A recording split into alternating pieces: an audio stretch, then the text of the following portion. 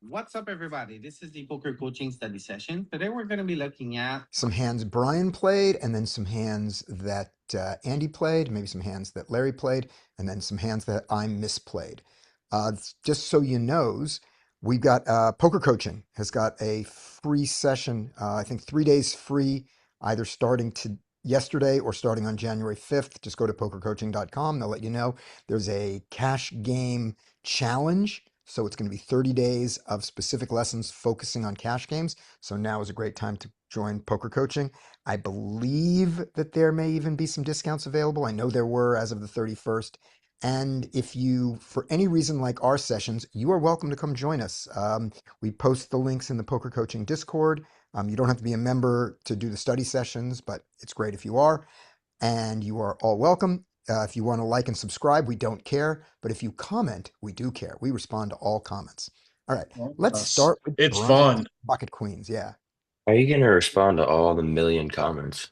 Because I get one comment every 4 weeks, You and need to start commenting, like spamming the shit out of you them with could. Well, comments. then I'll stop doing it. At one point though, Commenting or replying to comments or yeah, at one point I'll stop replying to comments. But the greatest one was, of course, the person who criticized Mike. That was so great. Said this guy plays so bad, I would bum hunt him to the end of the world. And I said, well, I could respond to this, but it seems like it's about Mike, so Mike should respond. So I said, Mike, you want to respond to this? He goes, I can't. I said, why? Because then you'll see where the Oh, comment came well, the, from. the guy was spitting facts for sure. Oh yeah, it was great. Oh, that's the best comment ever. All right, pocket queens in the big blind, in the straddle or in the open? In the Open, open. All right, yeah, of course, open. open. All right, So call here. This guy's mega tilting, great. and he keeps three betting everybody. And normally this is a flat. Hmm. Not If now. this is not a flat anymore, especially now. Oh, It's now. absolute. Yeah. Now it's an absolute raise. So I go to 100 here. Um, 1 second. I have an alarm going off. Stop. I don't know how I feel about 100. So I think I should probably go Well, the funny thing 30, about 60, bigger is 90. if that guy's only got 60 left, you if you go to 160, which makes total sense against your main villain, are you ever folding to the other guy's 245? No. This guy or No, this no, one? this guy. If this guy Absolutely goes not. This right, is no, no. So so this is. I don't think I need to make it huge to push yeah, out to get this heads up was part right, of it. Um, but I think I should. It doesn't make any sense not to because yeah, just make he's him gonna call put more there. money in with a bunch of bullshit. So Yeah, let's make it bigger. right. Will he call all in? Will he call 190? He probably would have. Yeah, just whatever number, Well, whatever number he he want, probably whatever would number he have wants to fold to. considering he jammed. Yeah, Uh, great. So Yeah, Yeah, but this size is perfect. yeah. I wanted to be able to. This is so now. This is what fucked me right now is so he does this, The and action now is reopen. yes, Yes. actions reopen. But this is what fucked me is that so this girl right here, doesn't isn't paying attention and calls my 100, Right. and after he jammed, Right. and now they're trying to explain to her that she can't pull her 100 back, but she has to either leave the 100 in and Mhm. fold, Right. or put 190 in and call. Right. And How's that I'm fuck you? because no, the whole thing was going on and everyone's yelling at each other. Hmm. And now I'm fucking like not I didn't realize that she has 85 behind, which she's not folding for fucking 85 more. So Right. I should just be rejamming. But I Oh yeah, wasn't thinking. absolutely. My brain, I was like, Yeah. what the hell's going on? Everyone's yelling at each other and screaming. Right. So like I kind of ended up just like yeah. calling without because everyone's yelling over each other and everything, which I you know, it is what it Well, is. in a But way, it doesn't matter because there's It only yeah, doesn't 85 matter. dollars We're not behind. folding after the yeah, flop. Even if we Mm. see an ace, I'm not folding. Yeah, yeah, yeah. and she's not going anywhere after she just put No. her whole stack in anyways. So like if I jam, it's going in no matter what here. So that Yeah. that was the only thing is that here this would normally just be a call to this 30, but I thought that since he's loose aggressive He's tilted. I've seen him do this with worse in the last like four hands than queens, obviously. So obviously, I think it's a four bet every Absolutely. time. I just Every wanted to see time. if that's a, especially with the dead money. That's what I was thinking. Especially. I can Especially understand football. why it isn't just a jam.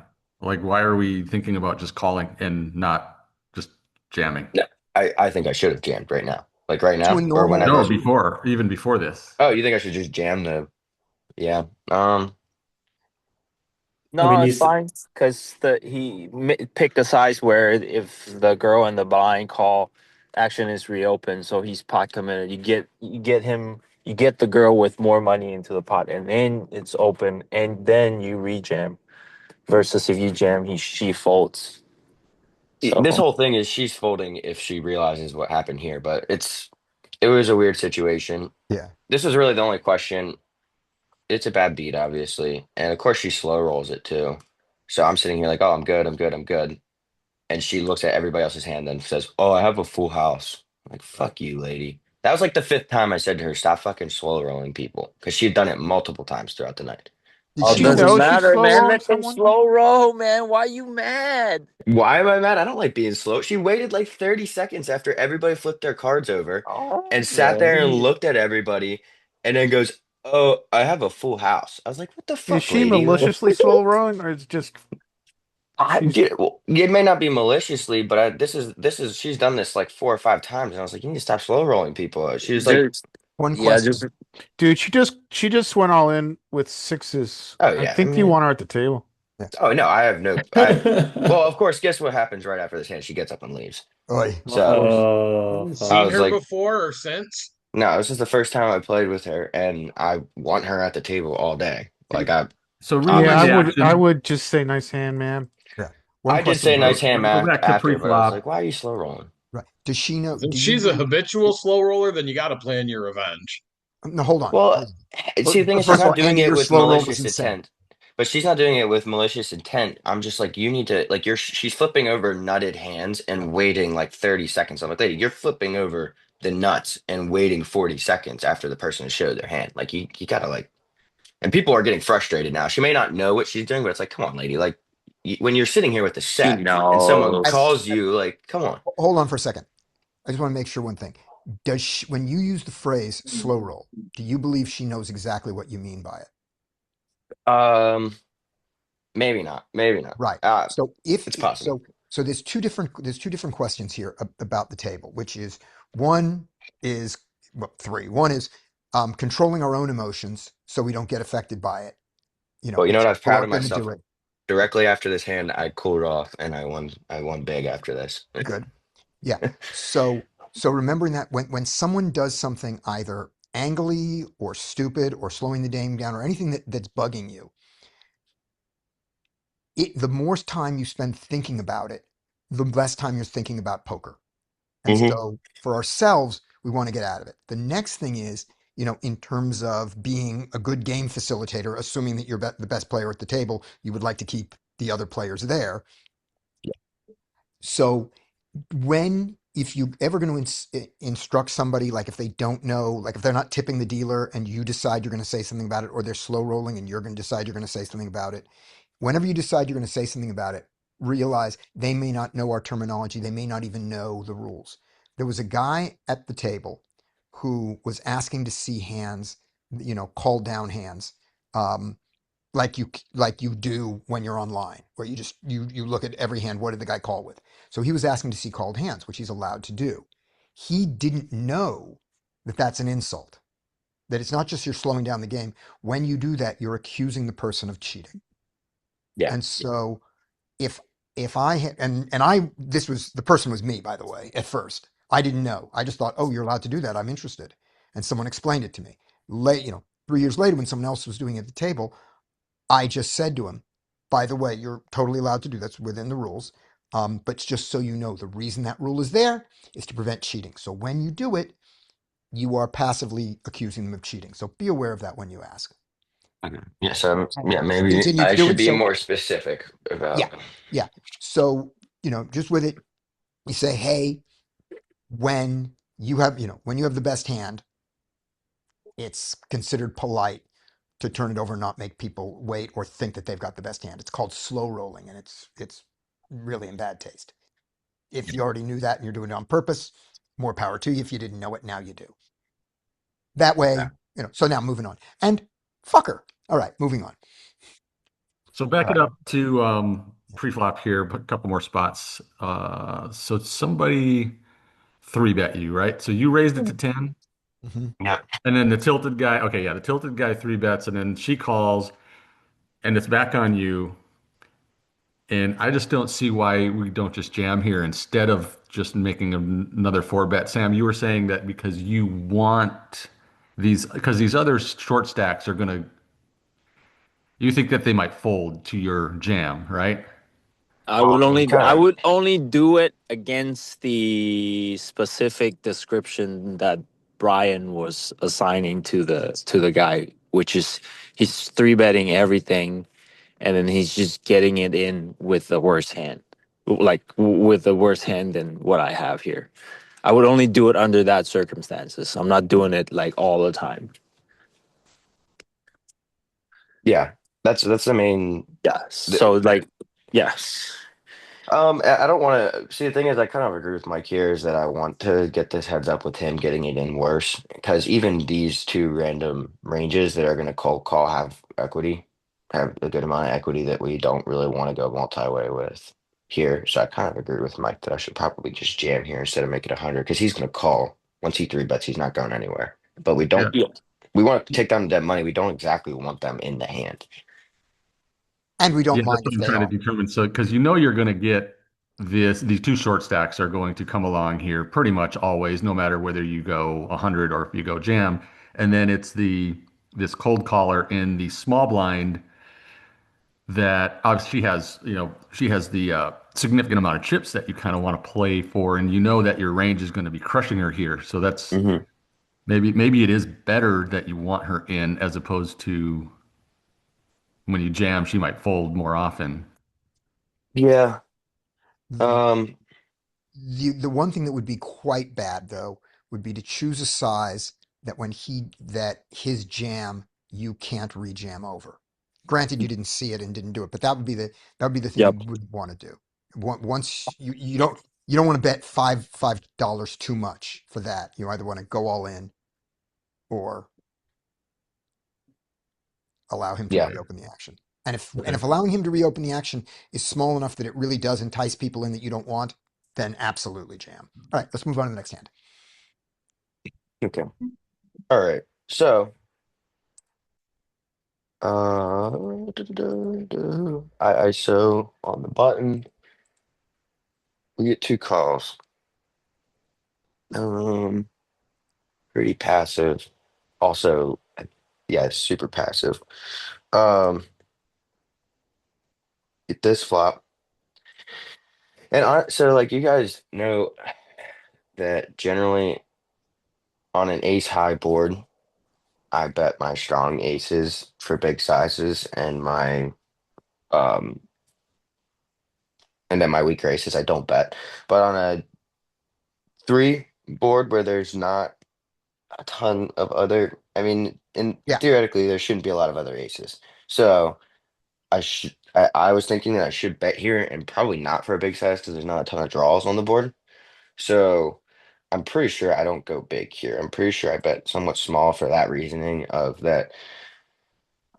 Normally I wouldn't bet this hand if it was ace seven deuce or whatever, but with on ace seven, I mean there shouldn't be many other aces, so I think I should just bet, and that I think there's not a ton of draws, so let's not go big. Let's try and bring a seven along, pocket nines, tens, stuff like that. Maybe pocket sixes or something that wants to see one more. So that's why I'm deviating here. Hmm. Does that make sense? That makes total sense. Yeah. And a check, and for the same reason, the check still makes sense. Yeah. I mean, Yeah, So I you're have a in the question driver's for you seat here. here. You can choose any kind of path you want. I have one question for you here, which is, do you think a that pocket jacks is more likely to call $20 once and then on the second barrel realize, oh, you really do have an ace and fold to the 20 and then fold to your next bet of like 80? Or do you think that it's more likely to call a bet of 45 or 50 once and then fold? Is it the size or is it the number of times you bet that the pocket jacks are going to make their decision? Which is also pocket nines and pocket sixes and pocket eights. But you see, that's my question to you. Which do you think is more true? I think the significant size in the game of 45-50 is going to generate more folds than two small bets. Right. Okay, great. Um, that's what I would think Okay. generally. I mean, Yeah. So this you guy, so know, if you chose to do the weird thing of betting 20 now and 25 on the turn, I'm not suggesting you do that. You think he's more likely to call 20 now and 25 on the turn than 45 now. yeah, most likely. Okay, With great. Then this bet makes total sense. Okay.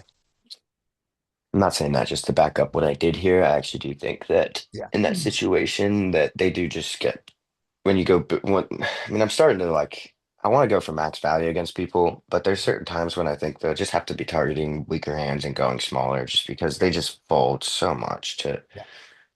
Also, I don't think any you sort of uh, if you go big, you can't go three streets. yeah. Yeah. Can you just bet everything here for a small sizing? Like they limp, like I don't know. You probably got a range advantage, right? Um, Like this guy might just be limp calling Jack 10 offsuit, and who knows what the big blind has? Like probably a pocket pair.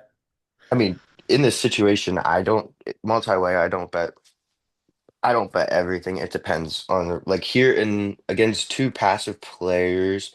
Um, I would what would I do?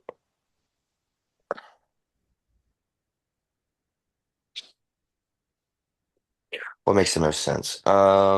Against two passive players, I think I just want to with this hand specifically, I think I just want to come out and bet because they're not going to build a pot for me in general. Hmm. So I think I just need to come out and bet with a lot of my strong hands, and then against um, and then when I have air here, I think that I would want to. Uh, since they're also not going to raise off their strongest hands because they are very passive, I would think that I would probably just want to check a lot of my air, and their strongest hands will come out and bet eventually when they do have something very strong. But I just need to give them time because they're so passive that if they had an ace here and I'm sitting here with air, I can check here and they're absolutely going to let me know when they have something on the turn. But they're too scared to. They don't do check raise. They just rarely check raise. Very specifically, like this guy, I've check raised him with a backdoor straight draw and backdoor flush draw, and he's folded top two pair to me. So Okay. like, and that was on the flop too. It was Yeah. one check raise, and he just face up folds it. So, um, him more specifically, and this guy, I'm gonna play with him a bit. He just seems so passive. Okay. Every time I play against him, so we get called though here, and then we get fold from here. Okay. So now we get an eight, and he donks. So Hmm. when he donks, I'm trying to decide here. In my head, this is unlikely to be a lot of aces. I think this is like marginal hands that want to set their price. They play against me enough to know that there's generally not going to be a small bet coming next. It's usually going to be something large. So a lot of time they'll try to set their price. I think there's maybe something that picked up flush draws or straight draws and stuff like that that will stick around and call now, but it's going to fold to anything on the river. So I raise here, I believe. Okay. Yeah, I like it. Like raise like 180. Yeah. So now when we raise, he snap calls. And now I'm like kind of concerned because There's an argument to be made that a snap call, looking at timing tells, is often a draw. Hmm. it it is, and I that's the one thing that's going through my head. It's like, okay, he's probably got some sort of draw here.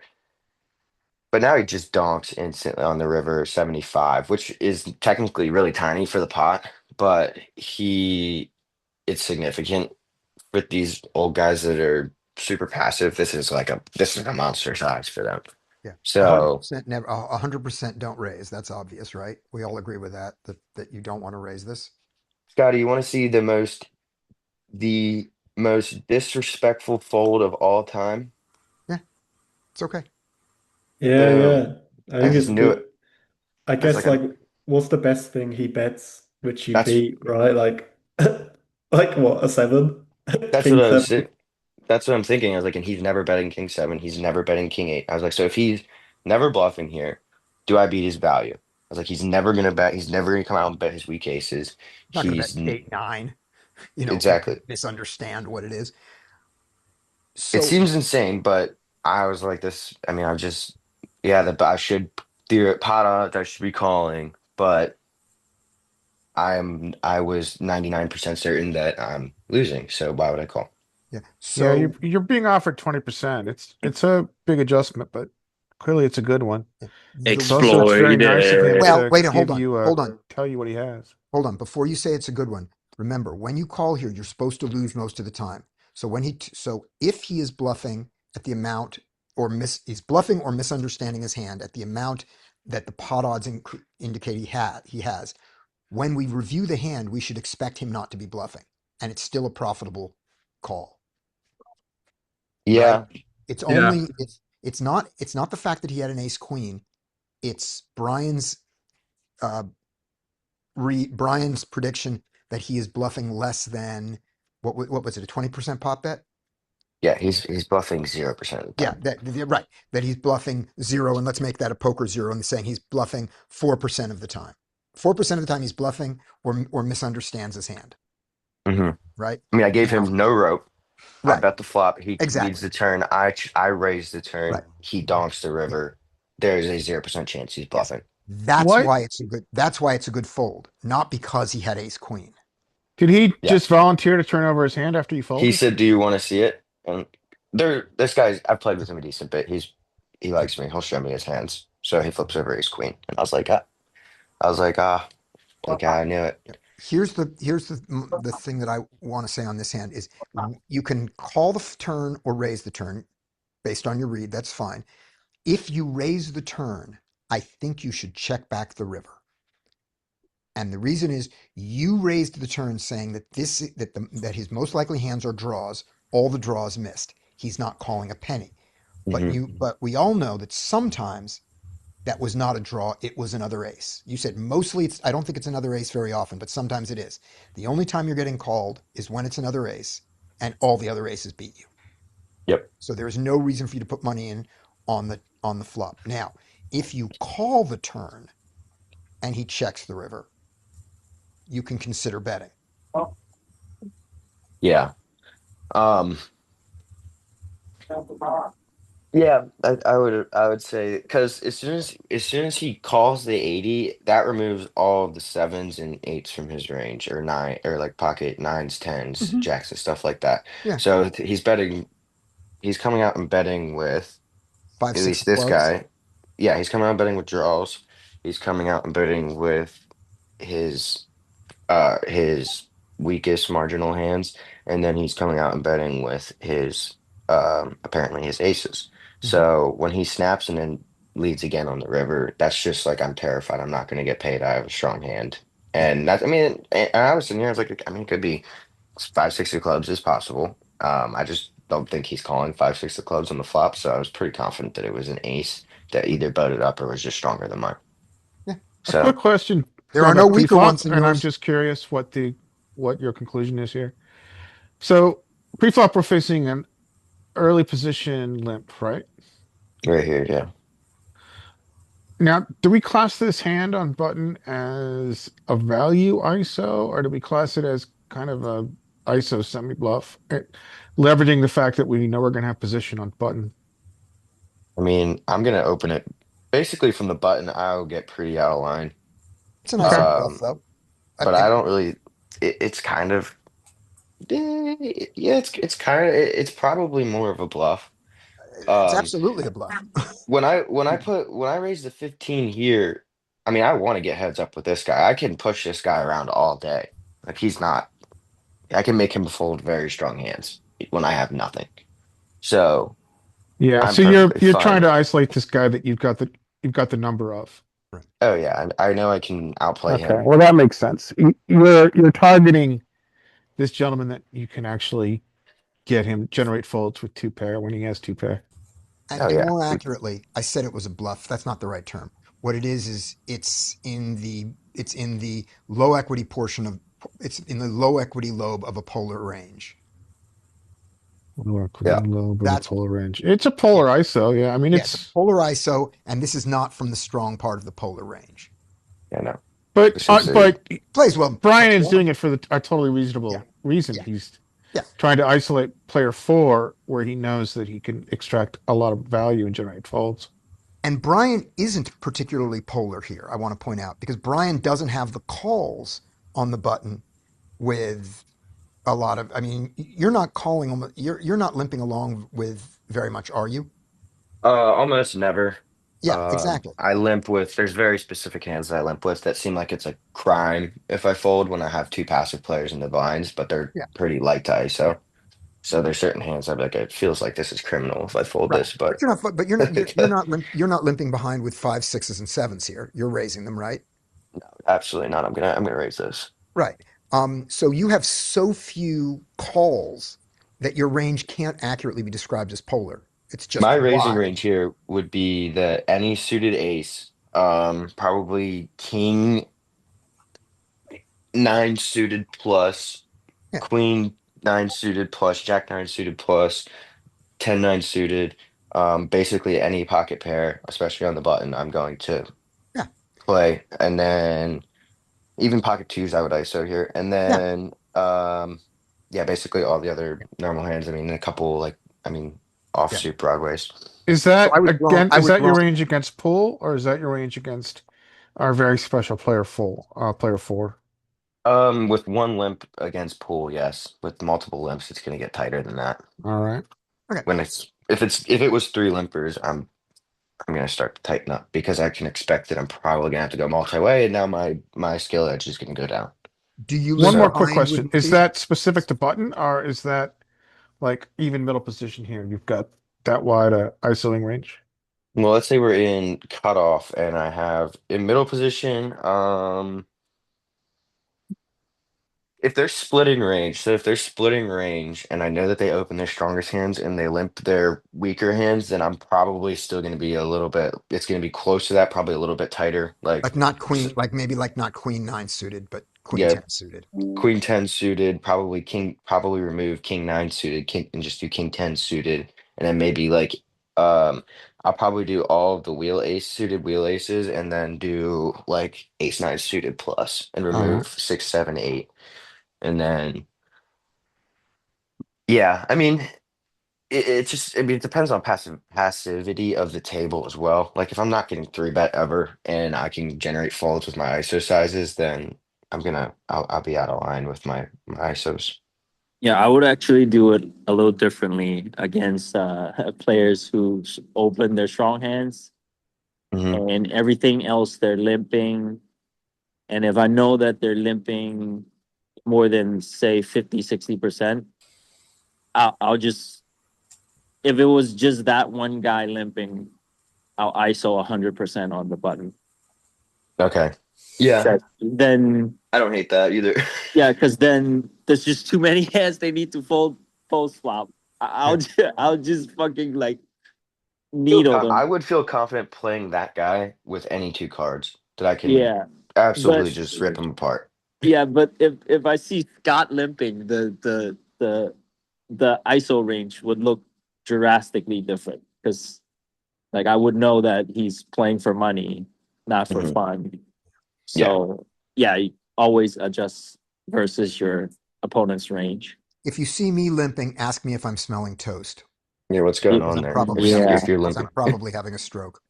All right. yeah. Up next, what do we got? Okay. Okay. Um, this is a little light. I probably can just A hijack. That's good. yeah. Even for 5x, I think, in the It's hijack. not light. It's a little bit light. If you look at the charts, this is not Queen Jack suited is 100%. No, But Queen Jack opens in that position 100% of the You're time. opening you're But opening that's at three exploitatively. big blinds, not at five. yeah, That's that's what I'm saying. That's why at five, this is a little bit light. A I Queen mean, Jack suited is it would yeah, happen you have at a with tight passive on your left, right? yeah, So, you know, yeah. kind of essentially the cutoff. Yeah. Mike, is that an open for five? Mike's got the five big blind range. I can check. I would That's think that it's probably pretty cuspy, but okay. Anyway, so we do it. Okay, so we get the weird little three bet from him, which I should probably fold, but I love getting I out of line and pushing this guy around because he's gonna play face up. So he, yeah, he's gonna. I can when depending on what happens on the flop, I can figure out where he's at and make him fold hands that are better than mine. Do you think he'd free bet this small with like an ace king? I haven't seen him three bet to any reasonable sizes yet. So every single time he three bets, it's I don't. I mean, this can be top of range. But the thing is, like in this situation, when he has tens, jacks, queens, stuff like that on a king high board, I mean, I can force him off of those hands very easily. I mean, he's gonna tell me when he does have those strong hands. So he, I call, and we get a king high board, which can what am I? Okay. So I check here. He checks back. So he is absolutely never checking a king here. Right. Is basically what's going through my head. Is and his three betting range is probably ace king, ace queen, queens, jacks, tens, all those types of hands. So I doubt I'm ahead. But now I'm trying to think. What did I do here? I let for $15. I still want him. There is the slightest possible doubt that he has something strong here. And I think I can get him to raise. Even though he is passive, he will play his very strong hands more face up, and then he plays his weaker hands passively. So I bet 15, he calls. And now I Or know is that there I'm not an just ace? yeah, I just know that he's absolutely uh, he's gonna fold Right. no matter what I have just have to pick the right size to make him fold queens or jacks or tens because I'm basically like that's what he has. Yeah. So I go 100 into 73 and he folds jacks face up. Hmm. Yo. So I mean I thought that was pretty easy, but a fun hand. I Yeah, love bluffing people. seems like good exploit. Yeah. I mean, yeah, so and then obviously if he raises, I'm screwed. So, but I'm okay. I think that he just folds there 90% Mhm. of the time. So I think I can just Yeah. always blast off on the river, Boy, especially does for he a make significant boy size. does he make it easy. Yep. They all Yeah, make but it easy. is he checking back the flop to? I guess we could size up on the turn. We Uh, could so yeah, I I could don't think size up. they. Yeah, I don't think they're folding a showdown value on the turn. So, like, if we bet pot and then we just go crazy on the river, we win more money. But But we anyways, risk a lot more. But we risk a lot more to do it. Yeah, I mean, do you want to make Both the the turn. guy feel pot committed if you go bigger and he still calls because he's got jacks and wants to see a river? yeah, I mean, if he's folding 100 to 73, what's the pot flop was 40? We bet 15. Yeah, If but we if you bet 50, bet, yeah, if we bet 50, he calls the pot. It's 150, and then we just go 200. Still yeah, gonna fold. I suppose it's still like a pot size bet, isn't it? Yeah, I the only reason I don't want to go bigger is because one, they've overfold to anything that's somewhat significant. So when they do call, that actually weights their range completely differently than it does when I bet 15 and they call. So if I go to like what is it, 40 here? Yeah, like 40 here. That's gonna like significantly change his range here. I mean, yeah, he could still have some club draws and stuff like that that'll call and are gonna fold on the river. But um it's going to be very different if I go to 40 here because I don't know if I'm going to really want to start blasting off this river when he calls the 40, 50 size bet because these guys are tight and passive. And when they call big sizes, there's something's not right. I got a question for Yeah. you. Has anybody, you've been playing in this pool for a couple months now, right? Hmm. Has anybody started adjusting and protecting their checking range? Like checking back ace king here? No, they're fucking terrible. I'm sorry. It's terrible. I Never don't. going to. There's they're I don't want to be mean, but they are very, very, very bad players. Like they Jesus sometimes they sit Christ. there and be like. mean, like, what am I doing other than bluffing here? Like, there's certain times when it's like, what am I possibly doing other than bluffing here? And they just don't call. So It's now, so like, everybody here is playing. Some everybody in this pool, well, most people in this pool are playing essentially bingo, is what you're telling me, and yeah, no one basically. is adjusting. And it sounds like you are by far the most aggressive player with the greatest amount of bluffs in this Where's this pool. Oh, game? 100%. This is in Florida. It's insane. But Wow. the other thing is I have a guy, so a guy that from the 510 game, there's a private 510 game that runs. He came down and played with me, and he's now offering to stake me for a higher game. He wants to do like 35% of my buy-in and then take 35% of profit, and I take no hit if I lose.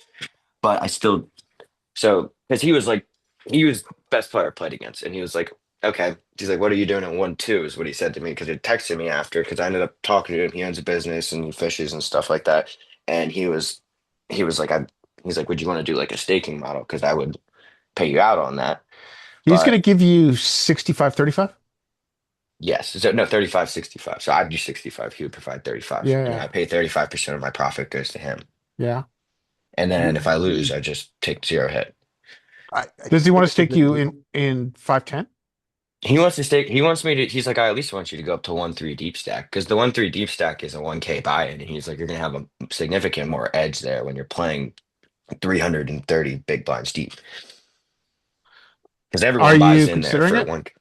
I'm considering it. I want my bankroll a little bit higher because then I can reasonably do that because that takes me because you and I talked about this, Scott. You said at 20K, you said you think that I'm definitely able to do it. Well, at 20K, then with his stake, I'm absolutely able to take Right. that game Well, and it buy for doesn't the matter what max. your bankroll is if he's staking you, right? I mean, you have No, it no does. Remember, risk. 65% of it is still 65% of his. it's mine. So I wanted And at he has 20, a it's perfect then. 35% cushion on his losses. You don't need it. I You don't I think need I wouldn't do. take the that staking deal. If he's deal gonna unless stake like Yeah. 50% for a 25% cut, it's worth it. But I But wouldn't want a but staking he's deal protecting unless on the I now downside. have no That's risk. I mean, yeah. that's the whole point, right? I mean, you're risk free. You're splitting profits in return for risk free. I don't see the value in sharing risk in a staking deal. Yeah, One I don't question. think you need it. How much do you have right now that you're playing with? My bankroll is only at 14 right now. No, you don't need it. Like, I mean, I have like 4 or 5 thousand. I've never gone on more than a $5,000 downstream. And You're Yeah, that's my having biggest dinner with me downswing for a is night. 3K, I think. Yeah. One So question yeah, you don't need it. on the It's protection 14. deal. Is it per session per week? What's the downside you're being protected from? all I know is he texted me. Like we haven't even really talked about it much. I Okay. was kind of hesitant to take any, so I don't really want. I didn't really want to take anyone's money or anything like that. I kind of was like, I just. It seems like shit can get really messy in those situations.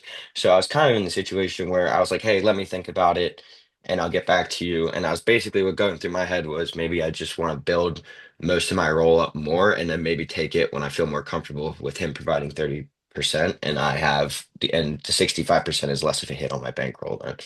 Okay. So yeah, this the problem with his deal is he's offering 35% for 35% of your fucking winnings. Like that's How's so he's it? getting a high percentage. no, Andy, he's offering something very valuable depending on how often you true up. So Right. imagine that he's saying we true up every session. Meaning, if you win this session, you give me 35%. If you lose this session, you give me nothing. Okay. If he's Yeah, doing that, that's the deal. that is a really, really good deal for you because you're going to lose some sessions Hmm. and you're still making the same amount of money on your 65%.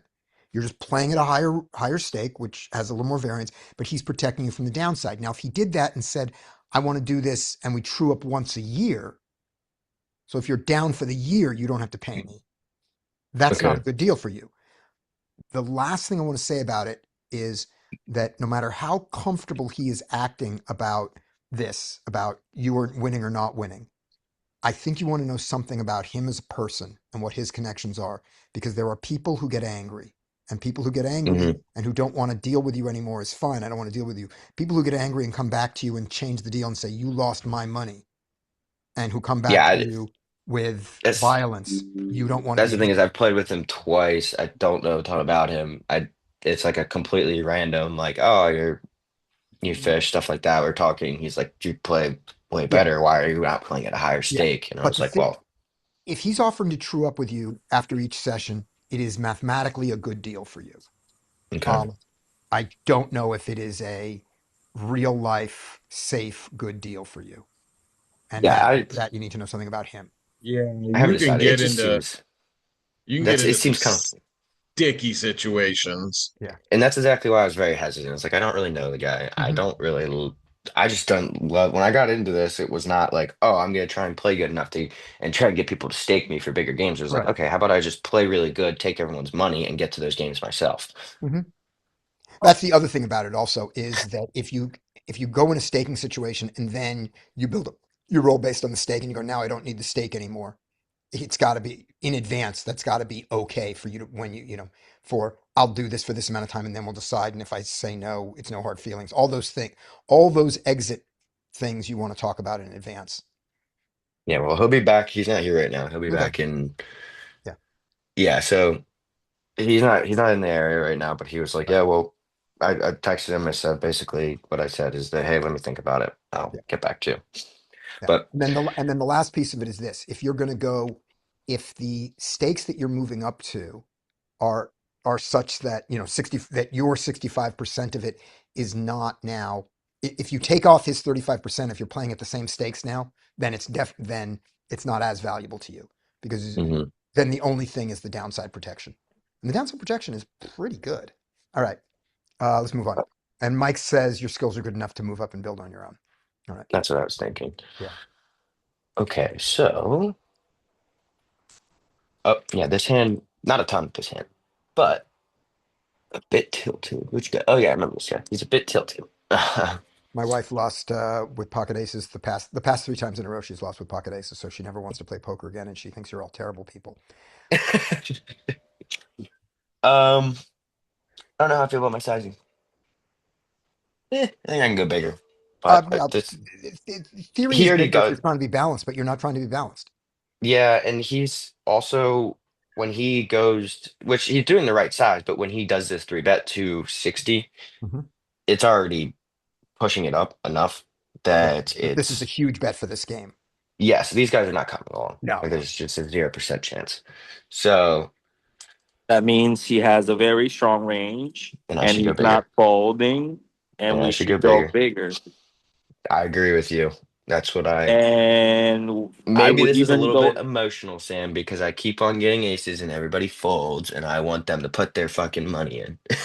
yeah, Mhm. But yeah, I think I agree with you. I think I should go to like 200 here. Just go big even as shit. over, He's not over, folding. yeah, over one third of your stack size. I don't give a fuck. Like they're not Yeah, folding. He's Yeah. three betting yeah, against my open and two caller using a proper sizing. Like I'm guessing this is like yeah, queens plus. yeah. Yep. I mean, That's your theory size here, just straight up with your four betting range, is 240, 250, 260. Is 260 here, which is half, more than half. No, sorry, not more than half, but significantly more than a third. So you would just go all in. It's just theory just says this is an all in, but there's no well, reason. There's no reason not to bet in that in theory, just what about. my theory size is 2.5x, isn't it? Yeah, Oh, this is I'm pretty sorry. close to Yes, of course. theory. I was about to Oh say no, this of would course it is. be I'm an I idiot. would Sorry. technically it'd be 170 would No, be you're absolutely the right. I was correct I size. was doing a three. I was doing a three bet. You're four betting. No, you're fine. Yeah, Yeah, I was gonna say I thought it would yeah. be No, I'm like I'm one I'm full of shit. 170s. Yeah, Okay. So he calls and then we get this perfect. garbage flop. Yeah, Hmm. And so Horse is just in four bet pots. He actually from out of position, he actually bets from out of position in four bet pots. yeah. Like 30 And or 40 or 50 or some tiny number like that, or like 60. I'll go, I mean he still goes percentage of pot, so Okay. around 30% of pot. Okay. So So he bets big for a four bet.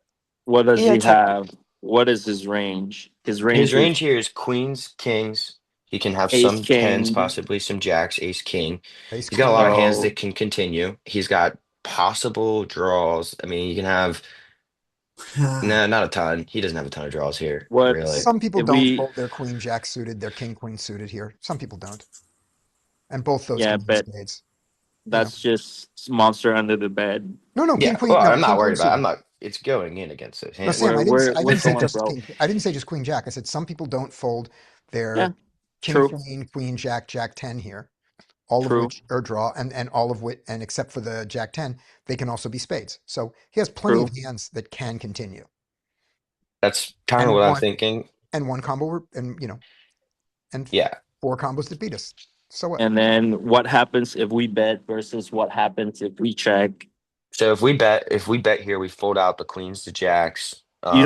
You don't think if you bet 40 he's gonna call you with queens? I think he's gonna call you Oh, with queens. I wasn't gonna bet 40 was the thing. He wants Maybe to, I yeah, should he wants to consider bet that. 80 I was to, he gonna wants bet to about bet 80 to 100. 110. Oh no, like I would like 10-15% pot.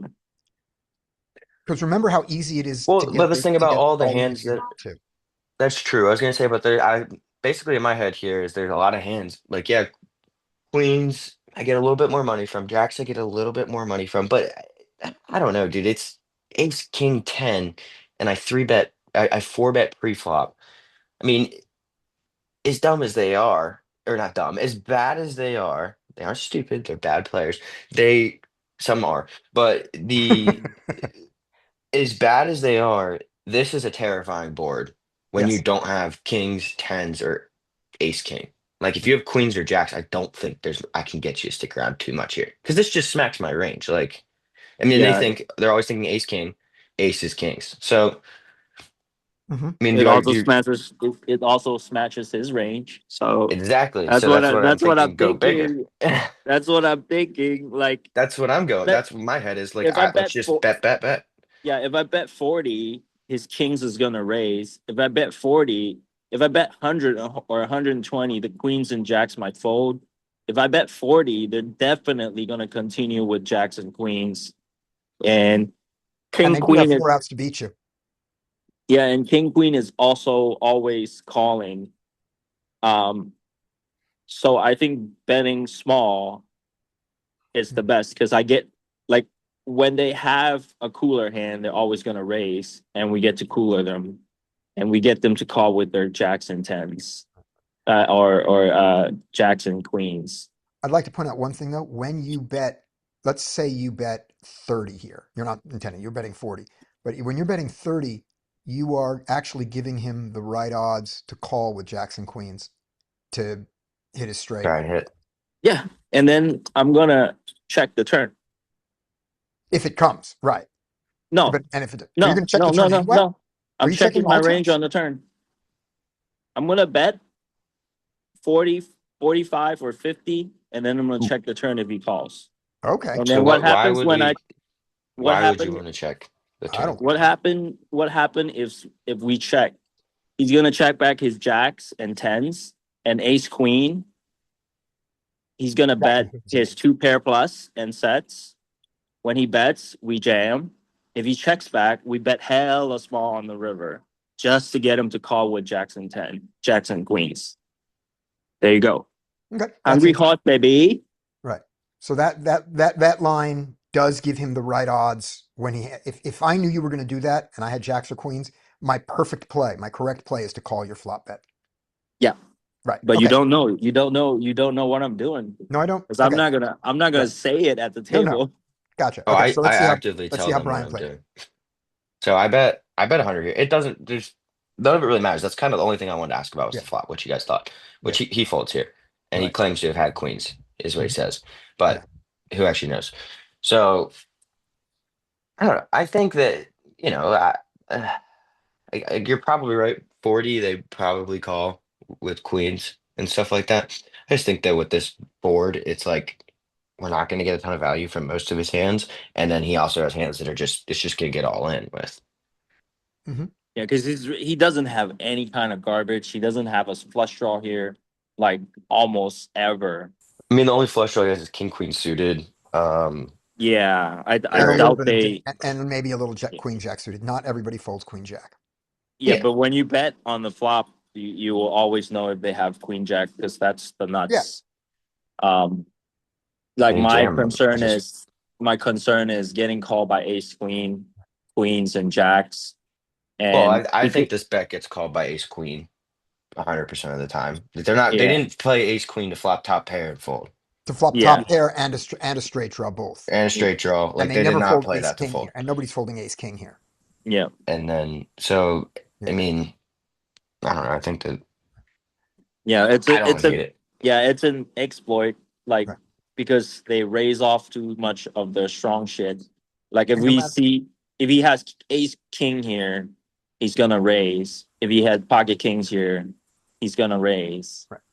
That's And kind no So, matter of what yeah. size we bet, if he jams over us, we're calling. Yeah. Right? huh? We're calling. We are never we are never going to fold to a read of that. I'm That's our not voting fucking channel, folding. right?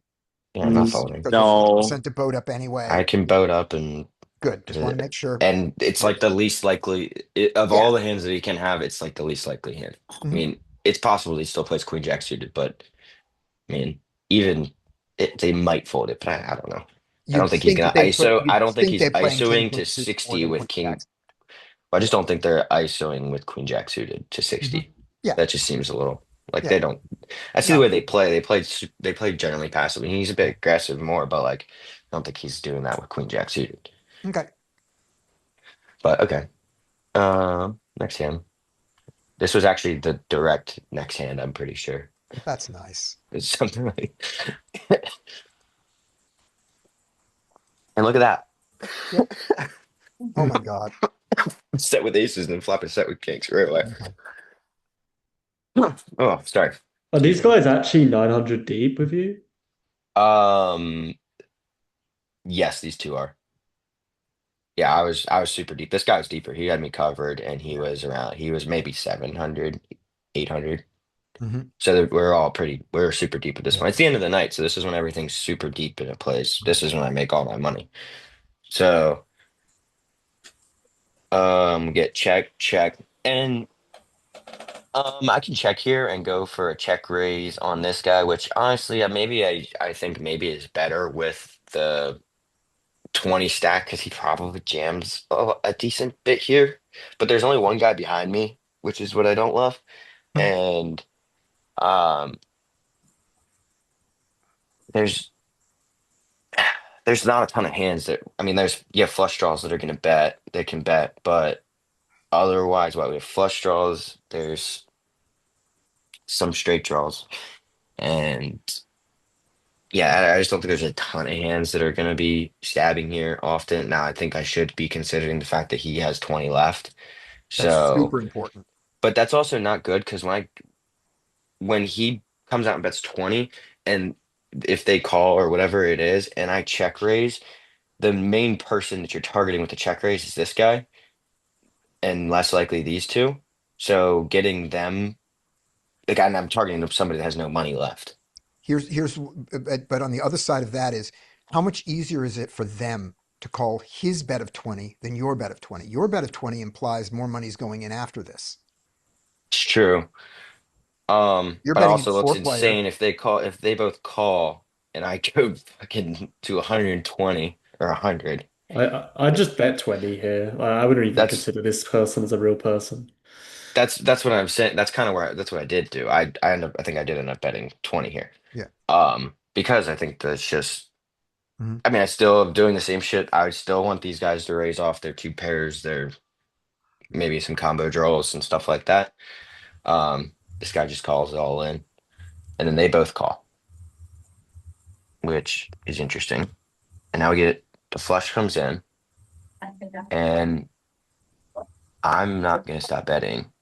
I don't know about you guys, but I think I go. So I would be willing to bet I go small again here, still trying to get them to raise off their flushes they got there, and then um evaluate the river and see what we want to do.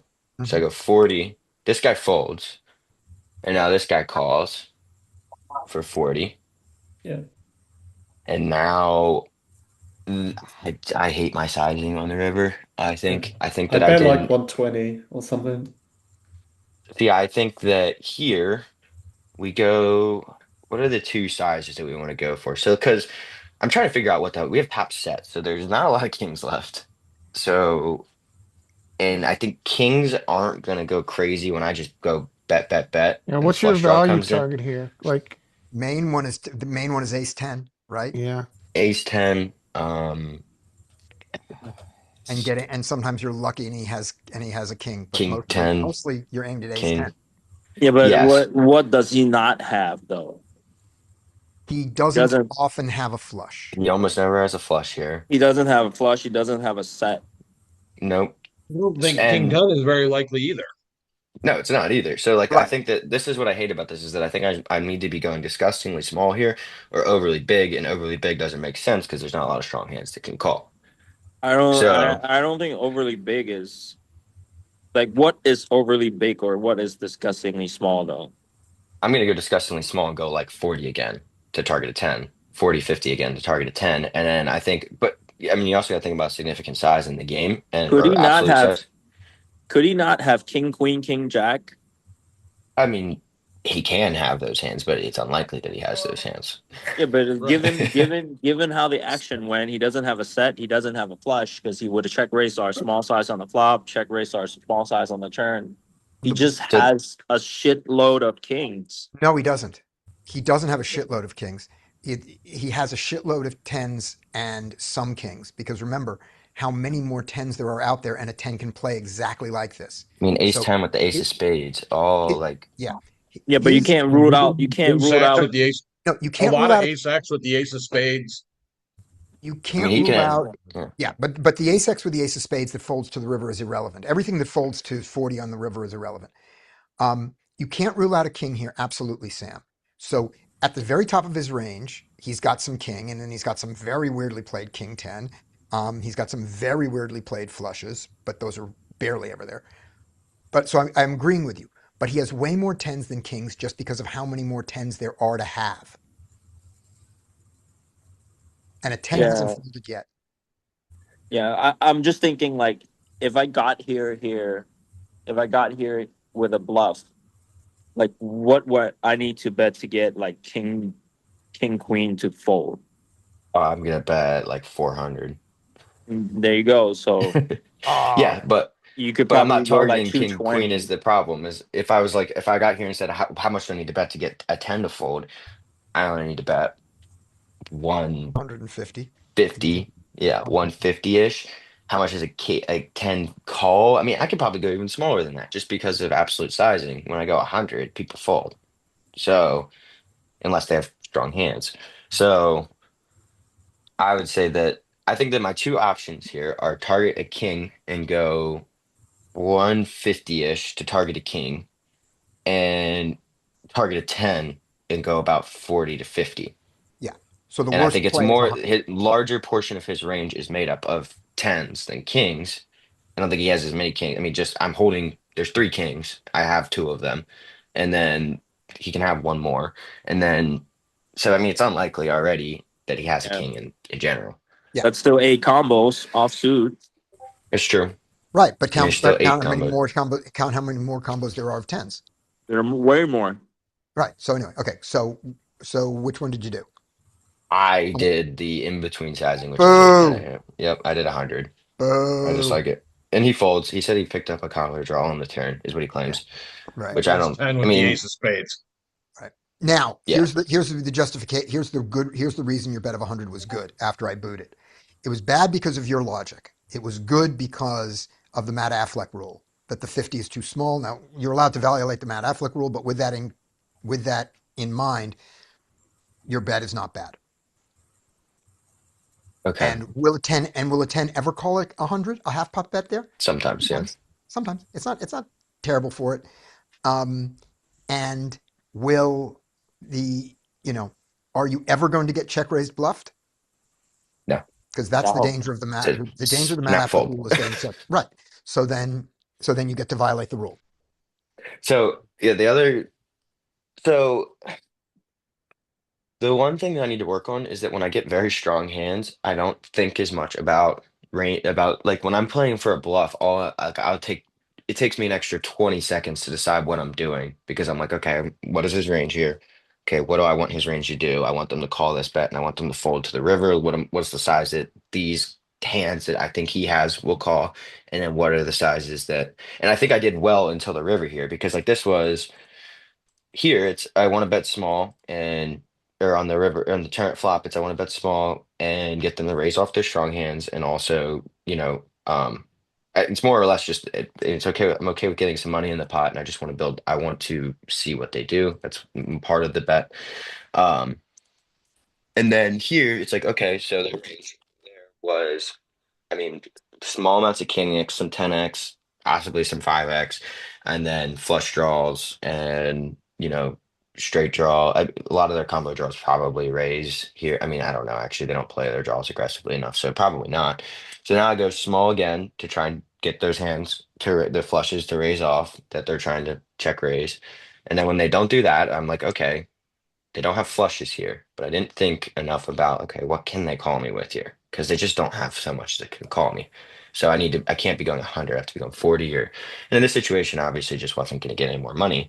But I think that, I mean, it's just a take an extra second, be like, okay, well, I can target a 10 or I can target a king. I think I can go 150 to target a king, and I think I can go 40, 50 to target a 10. I think that needs to be a spot instead of $100. Like, Yeah, not thinking as much.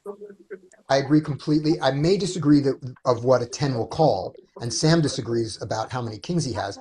But the important thing is, once you've made that decision, you should follow it. You're the best play. You are the best player in the world, and so when you know that a 10 will, when you know with the best player in the world certainty that a 10 is going to call $50 and not 100, and a king will call 150, then Yeah. you decide that he has more than three times as many tens as kings. It's got to be three times as many. Then you bet the 50 or you bet the 150 and you never bet the 100. Yes. I, Yeah. I do the same kind of shit too. Like when I have a strong hand, I text like in You between shit. you're like Fucking just trying to get called, and you just don't yeah, think as like much. Like I have the strong ass hand. Like I just you kind of just start putting money in. yeah, Sometimes is what I do yeah, instead of being It's like, way okay, what am easier I to targeting? autopilot nutted hands than Yeah. But then when I'm sitting there with a bluff, it's like, okay, what do I want to do here? This is what I want to do. How am I going to get them to fold, or what I want them to do now? Like it's just something that I need to work on is making sure I'm taking that extra second. Like, I Yep. remember I hit quads and my brain just went completely blank, and I just started putting money in the pot because I Mhm. was like, what the fuck is What he going doesn't. on? What can they call me with? What can they call me with? yeah. Yeah, well, that's what I was thinking. He What called is me with their an range? underpair to the Right. board. Right. What is Now, their range? now, before you move to Yes. the next hand, I want to throw in one other thing. Remember, also, it's not our job to figure out what they'll call us with. It's their job to figure out what they're going to call you with. Because sometimes we've seen they call with some they call with some stuff that we would never have targeted with that But it size. is my job to think about the range and what Yes, I'm targeting. That is my job. and to get more and more accurate models in your head. Absolutely. Okay, next hand, and then we'll do. Okay, who This is wants to Ben see Moose the got a hand hero coming up get? after this. Okay, I will be honest with you. I really want to crush this guy. This is not, I got out of line here, Hmm. and I want to take this guy's soul. He's pissing me off last night severely. And So so this one, before you run the hand, one question: should you? This is just a question to you. Should you let go of that? absolutely, Good. 100%. Okay. How do you let go of that? Sitting away Get from up, the table step now. away from the Do you? table, throw an AirPod in. Guy never shuts the hell up. Throw an AirPod in or something. Ignore him. Mhm. Just stop. Just don't let him do it. But I also was just, I was just bluffing him like crazy, and I loved it. Right. So But there's I, another thing about that, which is at least this is what goes on in my head. You can tell me if it goes on in yours. When that happens, I cycle. I keep playing either the hand I'm going to play against him, or how I could have played it, or what I'm going to say to him when it happens, or what the thing he got mad about. He stays in my head. That's what happens for me. Does that sound familiar to you? what do you mean? Like when he says something stupid, and When then in other words, when that's you start when there's somebody at the table who you want to target for whatever reason, because of the hat they're wearing, because they slow rolled you, because of how much they're talking, whatever the reason is, what goes, and you can feel it starting in your head going, I want to get this guy. Not just I want to win at this game, I want to get this guy. Because that's what was well, going on, right? Have I described it correctly? yes, Right. he's So my mark, and I want to crush him. right. So when in my mind it's I want to get this guy, I feel myself imagining the scenarios of how I'm going to do it or what I'm going to say when I do it or something like that. I cycle on these little fantasy things of what's coming up. My What's that? fantasy was going outside and punching him in the face, but Okay. yeah. So exactly. So we know that Just to punch someone in the face sometimes. those thoughts are not efficient poker thoughts, I right? agree. They don't make you play your best. No, So how to I get will back? say I think I played this hand very well. Yeah.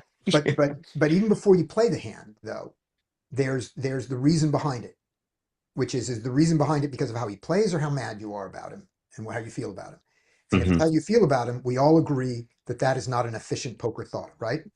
Yes. Okay. So my question is, before you play this 5-3 suited on the button, which is how do you get out of that thought process, which for me is a cycle, is a thought cycle, and for you is whatever shape it takes.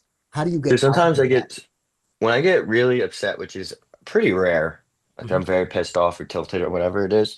It usually takes a decent bit. Like I can get cooler, cooler, cooler. It takes like five of them for me to start Mhm. getting pretty upset. Yeah. But when that happens, a lot of the time, I mean, I grew up playing sports at a pretty high level my entire life, so I kind of understand like how to do things mentally when you're pissed off. So I basically just understand like taking a deep breath and being like, okay, it's over. Next thing. Like Okay. it's not anymore. It's a different we're on a different thing. What was getting this guy under my skin is that he just wouldn't stop. He just kept Right. going and kept going and kept going. And that was what kept me angry. Because most So of the he. time it's like, yeah, it's usually like they stop eventually or it was him, he was just annoying as hell. Right. And he was sitting there he kept telling me, he's like, "Oh, I know your game." I didn't show any bluffs. I bluffed him every single hand we Mhm. played. I bluffed him like five hands in a row. He So kept let's on go telling me, back. "Oh, you plays Yeah. aces. Oh, you plays Let's go kings, and back this though. and that." Not what's. Let's go back though. Not what's wrong with him. Not why he pissed you off. He's a terrible human being. He doesn't value human life the way we do. We got that. What I'm saying is, and this is gonna be a question to everybody, which is if you find yourself getting in this thought spiral, this thought pattern, which I do, and obviously Brian does. We both do this. What do you actually do when that happens? Do you stay in it? Do you get yourself out of it, and how? I'll tell you Um, how I do it when I want to Okay. crush somebody.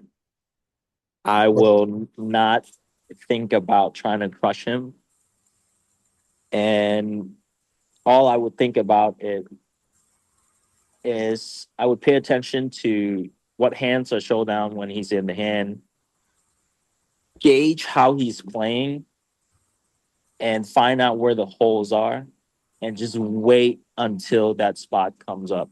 That's Excellent. how you crush him. You just that's Excellent. wait, actually wait, what I wait, did. wait, wait, wait until the leak shows, and then you get his chips. I wouldn't even bother with my emotion. I'm like, that's just stupid. My goal is just to win money. That's it. Right. Lewis responses, think of the players as HUD stats. He's a 48. That's what he is. He's a 40/8. He's nothing else. Anybody else? By the way, I think the way that I wrote down what you said, Sam, which was is take your focus away from what he's doing as a person and the things that are bothering you and build a model of him as a poker player. So I can't, I'm focused on this guy, obviously. Let me focus on the right things. And so I think that's a really good idea. For me, the way I would do it is I would start trying to predict all of his actions based on, saying, okay, do I think he's playing this hand or not? I would focus on him for his play and see if I can figure it out. And See, when I figured it out, the good thing about me wanting to take someone's soul is it makes me hyper focused on the way they play. good. So I was hyper focused on that he bets every single pair on the flop whenever he Mhm, has it. He is too passive pre-flop, does not raise often enough, and mhm. then he is overly aggressive post-flop when he has anything strong and he plays all of his draws far too passively. Great. So Okay. that is what I know about him. Okay, so that's one thing to do. Build is take your focus away from what he's doing as a person and turning it into building a model of how he plays, which is what Lewis said is think of him as a HUD stat.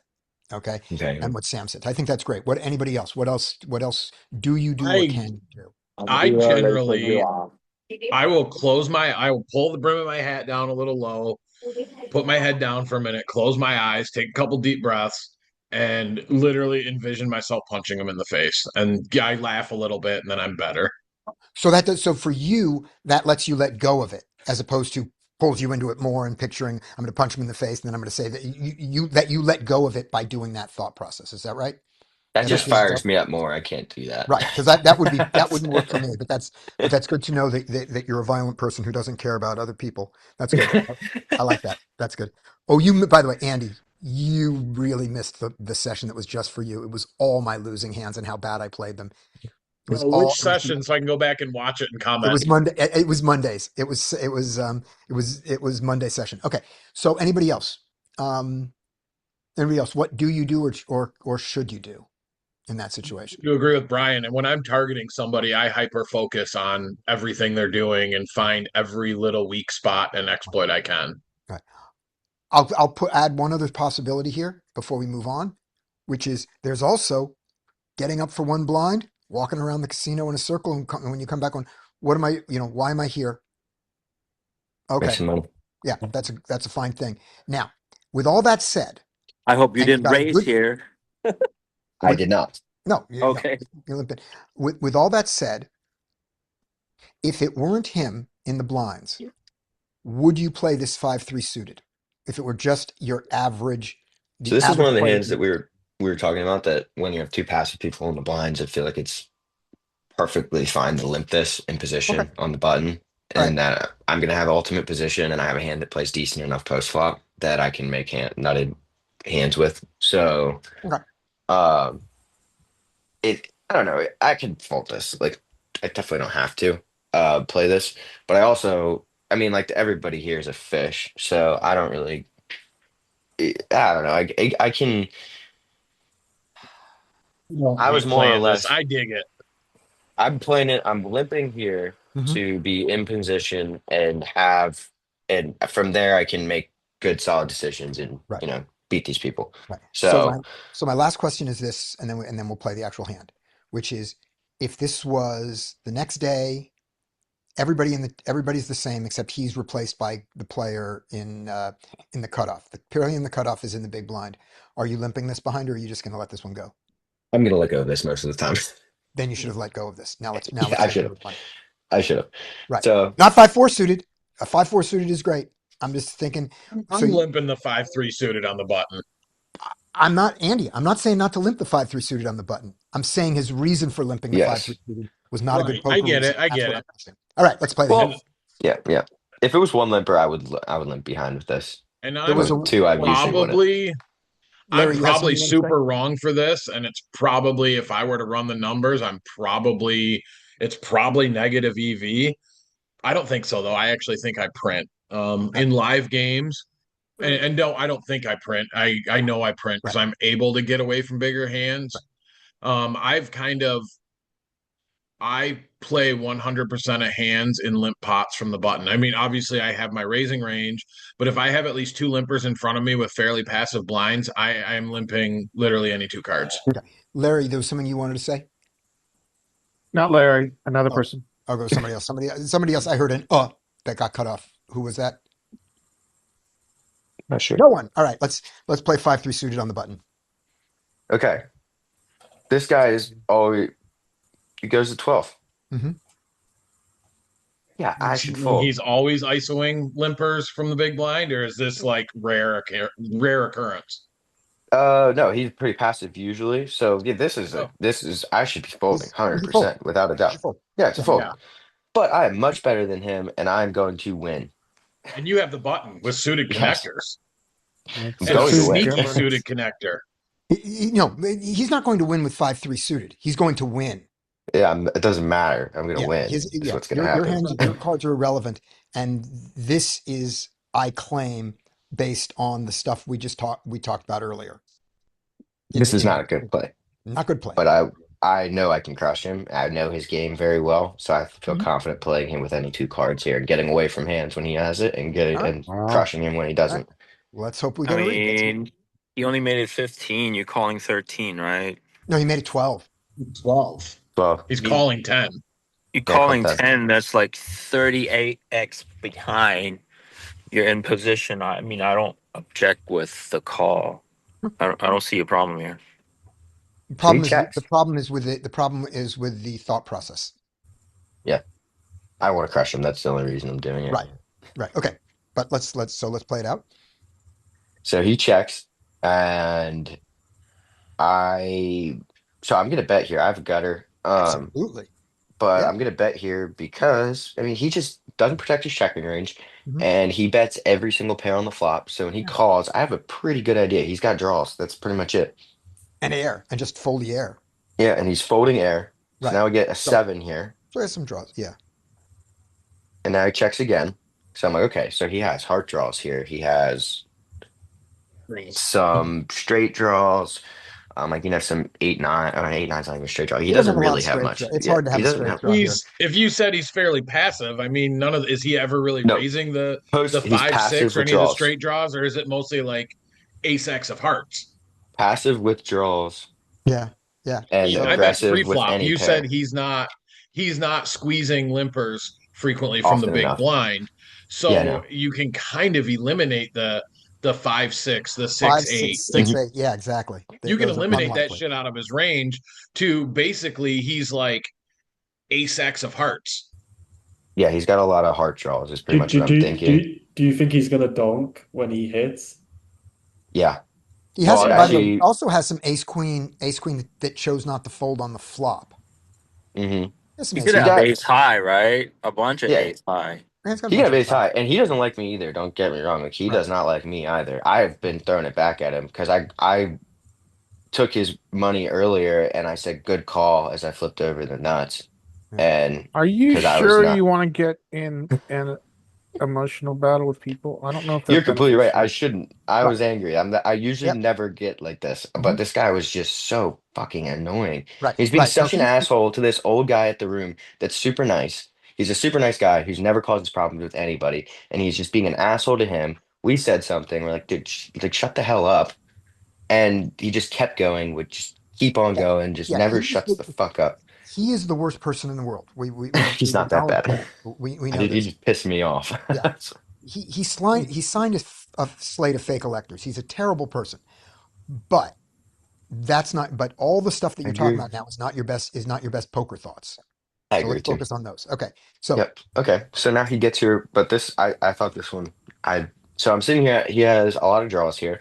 All of his heart draws will call an overbet here and are gonna fold when miss on the river. yep. So And he's not the kind of guy who has a seven here because he bet his seven. yeah, he's betting his 7. He's He's betting betting his his seven 4. because he He's needs to betting protect everything. his seven from he needs to protect his seven from an ace coming off of yours. So yeah. Yep. Well, And he's seven's not So gonna get protecting an his and I. he's not protecting his pocket eights and pocket sixes range. nope. Yep. I've Right. never seen him check a flop. So I go 65. He calls, and now we get this river. Beautiful river. It's our And pot. It's your pot. we jam. All in. We're making him fold everything. I Yeah. don't care. I don't think he has much of anything, but I also think he's not folding anything. He then says, I threw it at him, not gonna lie. And he was, oh, I knew you had nothing. I said, oh, well, good call then. And I was very happy to throw that in his face because I dislike him very much, and I hope I Okay. never have to play with him again. So now let's go back. What poker goal does showing this bluff do for you? Nothing. Okay. What are we here? It was bad. What are you? What is your main objective at the table? Making money. Okay.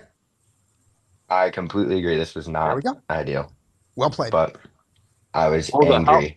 How old are I don't you? think, by the way, with your read, there's one thing you did there. There's one thing you did there that didn't follow your logic. Your Zach can logic fold out did, all of his draws with a small bet on the river. I don't need to yeah, bet huge. you Yep, you're don't need, completely yeah, right. you stick your neck out further than you needed to. hmm You're right. Right. Why? This was Why? not. Why do you hate him? He's giving you money. You should call him He's daddy. just a piece of shit. I don't Yes. like these Yeah. people. Yes. You're He gonna run invaded. into plenty of humans, much like him, in your Right. I poker agree. career. Yeah. Sam, he hates him because he invaded Ukraine. Okay. We acknowledge that. Well, but he's giving him money, man. You should call him You're daddy. right. Shit. Yes. Yes. You're right. That's You I must be a mean, young guy. you're I gonna run am. into a tremendous yeah. amount of unsavory, unpleasant shitheads at the poker table, and you're gonna I make don't know money why from this most guy of got under them. my skin so much. Everybody else has not. Like I've had some total So let's play through fucking the hand. assholes that Let's have play not through the bothered me as much as him. Let's play through that hand one more time. And I'm going to do this. Is only going to take 30 seconds. And this is only for Brian, which is at each decision point, looking, I want you to relax, breathe out now, and play the hand out. Tell me the side. Tell me exactly what you would do on each one. If The you only didn't, change if I you would weren't make would be angry. the river. This is the only change. Well, No, there's another change. flop, I probably would have folded to an ISO here I often folded because to I the know that ISO his ISO range is going to be a lot and stronger. probably folded pre-flop. Now, I'm not saying you should, because Andy is arguing you shouldn't for poker reasons. I just I want to would be limp. focused on your No, poker. I would limp this, but fold to an ISO. Okay, I there would you go. say that Step limping one. from the button is fine, but folding to the ISO is probably what I need to do. Great. Yes. I don't hate the ISO. I don't hate the call against the ISO Okay. terribly because I'm in Great. position with one player. If one of them called, then I think I could just get out of there. But when they both fold, I don't. It's like a half and half. Yeah. And Okay. even if it Great. wasn't him, I would still consider playing this, like because Good. most of the Great. players I have an edge Okay. against, so I think I Right. could beat So them. that's the flop. On the turn so on the flop, you play exactly the same size. You do exactly the same thing. Okay. On the turn, what do you do? Same size. Let's target Exactly. his draws that are going to call now. I agree. On the And river, then what do you do? now I would say that with my read that I think is pretty damn close to right, that he has almost no pairs here because he bets every pair Hmm. on the flop.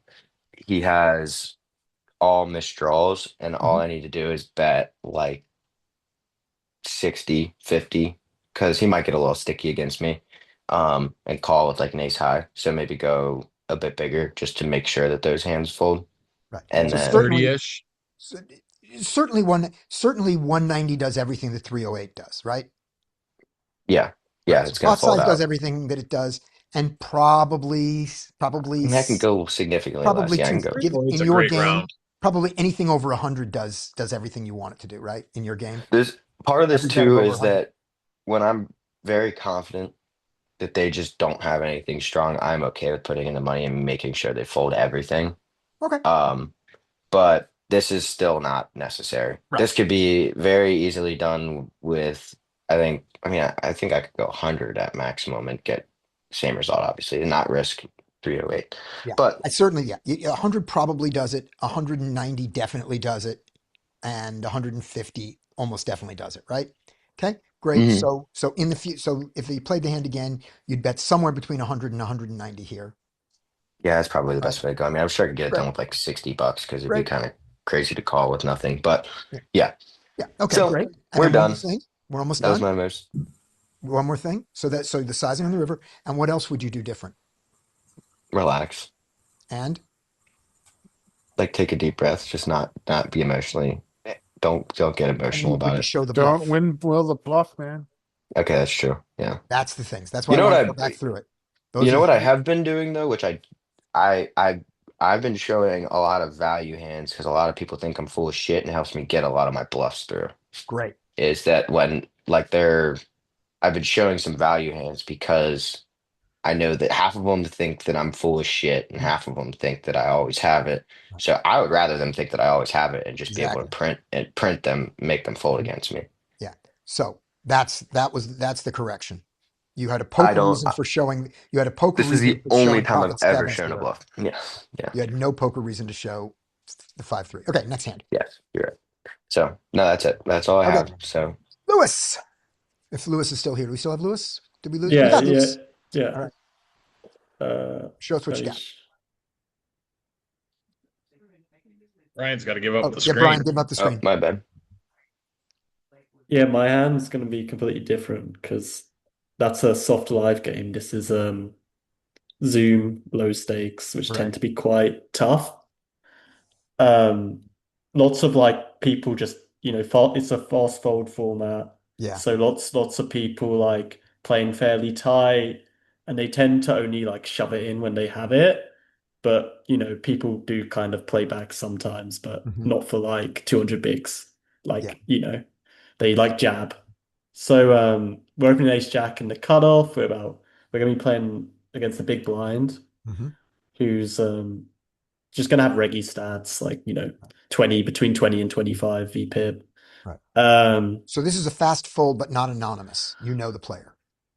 well, it's fast fold, so I don't really know the players that much because there's like 500 people who play on the Right, but what I 10 mean is you can get stats. They're just Yeah, not yeah, there'll be stats, but like okay. there's it's Great. not it's not like reg tables where you have a lot of history, you know? Yeah. Um, so they cool. And it comes Jack 10 free. I bet small. Sometimes I'll bet my bet size strategy on the flop is I have a B3 33 and a B75. That's kind of like my standard sizes, but I understand when you get deeper here, you can probably go up to full pot, but that's just not really. I'm trying to like simplify my strategy. Um, and then he throws in a check raise, which is already kind of concerning because Mhm. people do check raise, but one of my things I sort of do from knowing the pool is like overfold to check raises. Um, but I think we have to call. I think you should call. I think you should call and see if he continues on the turn. Yeah, I It's think a this size, by is the way. I want to point out it's a size that often continues on the turn. The people who the when they go to this size, generally they're trying to build the pot as opposed to just testing out what a check raise will do with to see what do you do with a 10. Yeah, Yeah, we're especially quite versus deep a as reggy well. type opponent. Yeah, you should continue here for sure. Yeah, yeah. You, because you, I mean Uh, a you haven't lost reggy, enough a on good top of reg that. is going to check raise all of their draws there as A well, lot of or not, draws. maybe not all, but A a lot. good portion. Yeah, and there's a lot of draws on that board.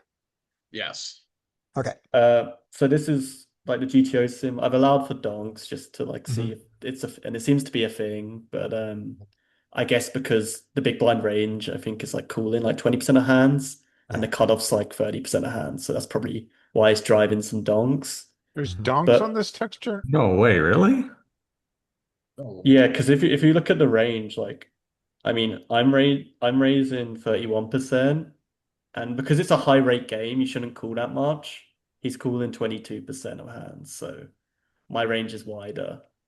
But like more like better hands, Yeah. Does if you get what. When did HRC Pro start doing post swap? Is that new? Maybe like a year ago. Okay. Um, but so I just updated it actually. Before it was just flop, but now you can do turn and rivers. It's quite good. I've just been playing with it, but um, I go for the So bet small, but like I run it with two sizings, like I said, my sort of 75 and my 33.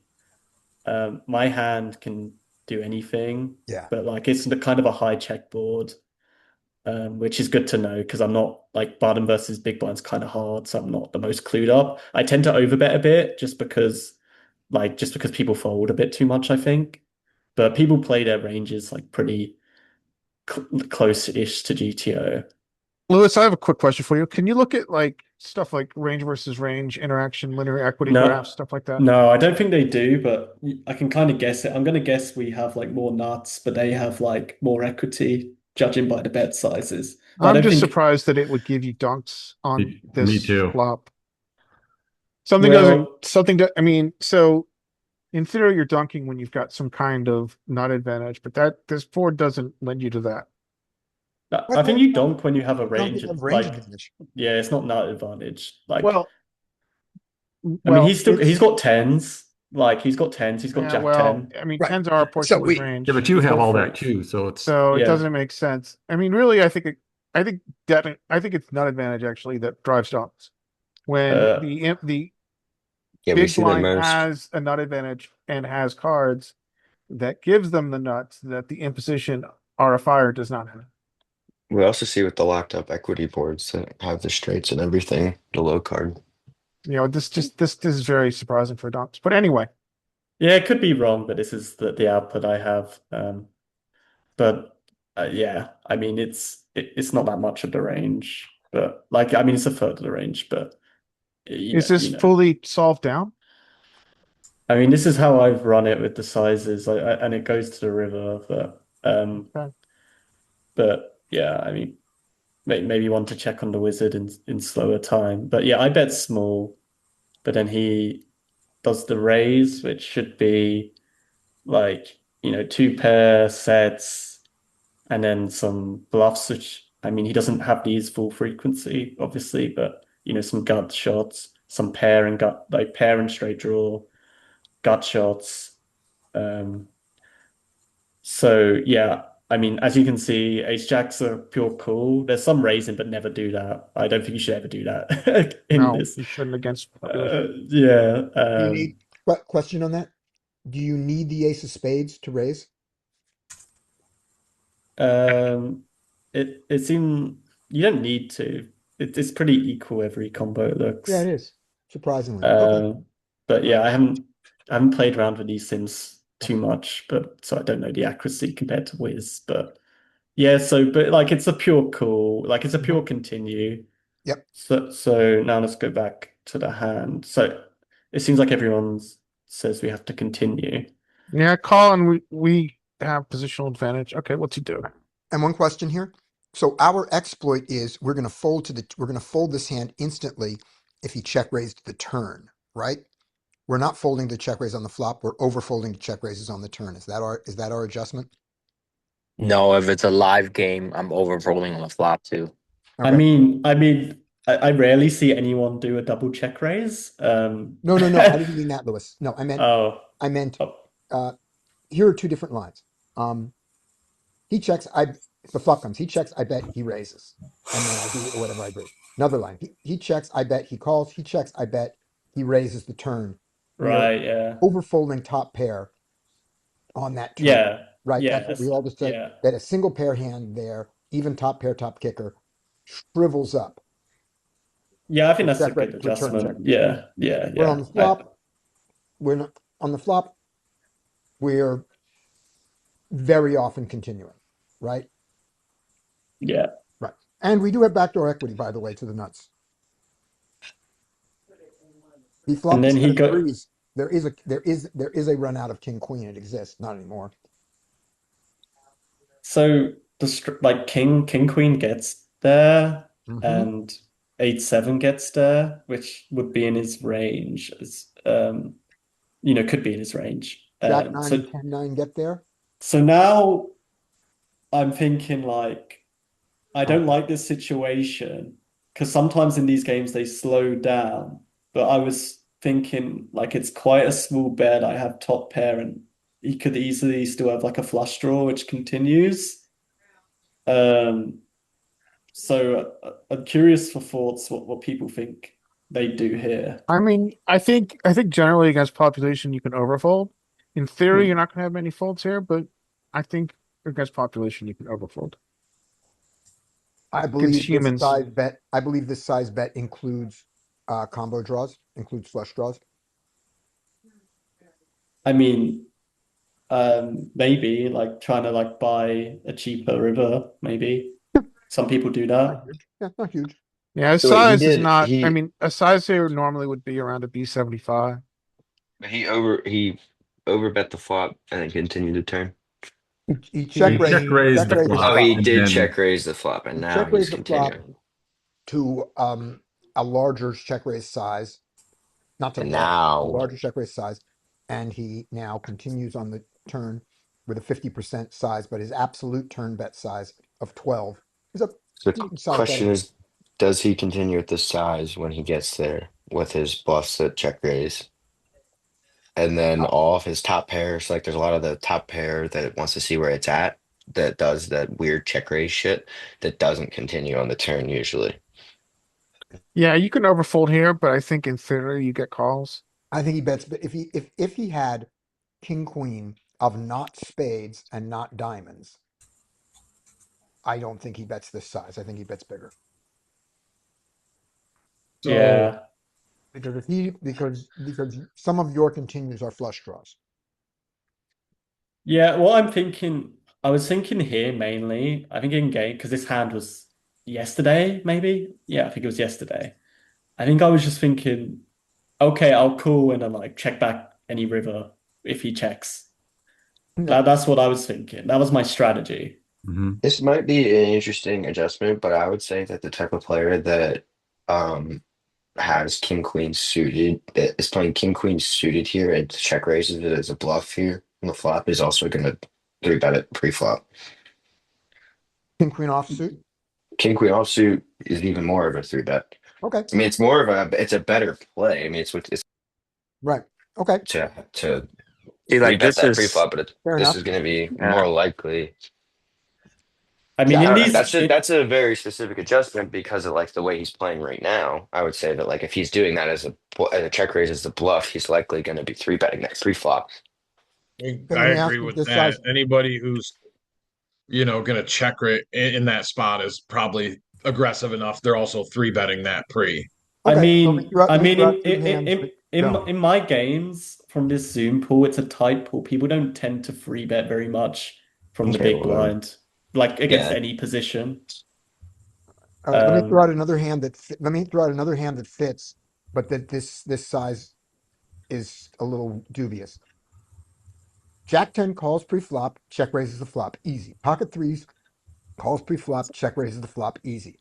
Do we think either of those hands, Jack 10 or 3-3, bets this size?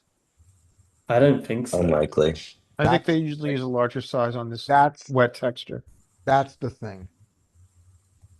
So Jack 10 should probably take this size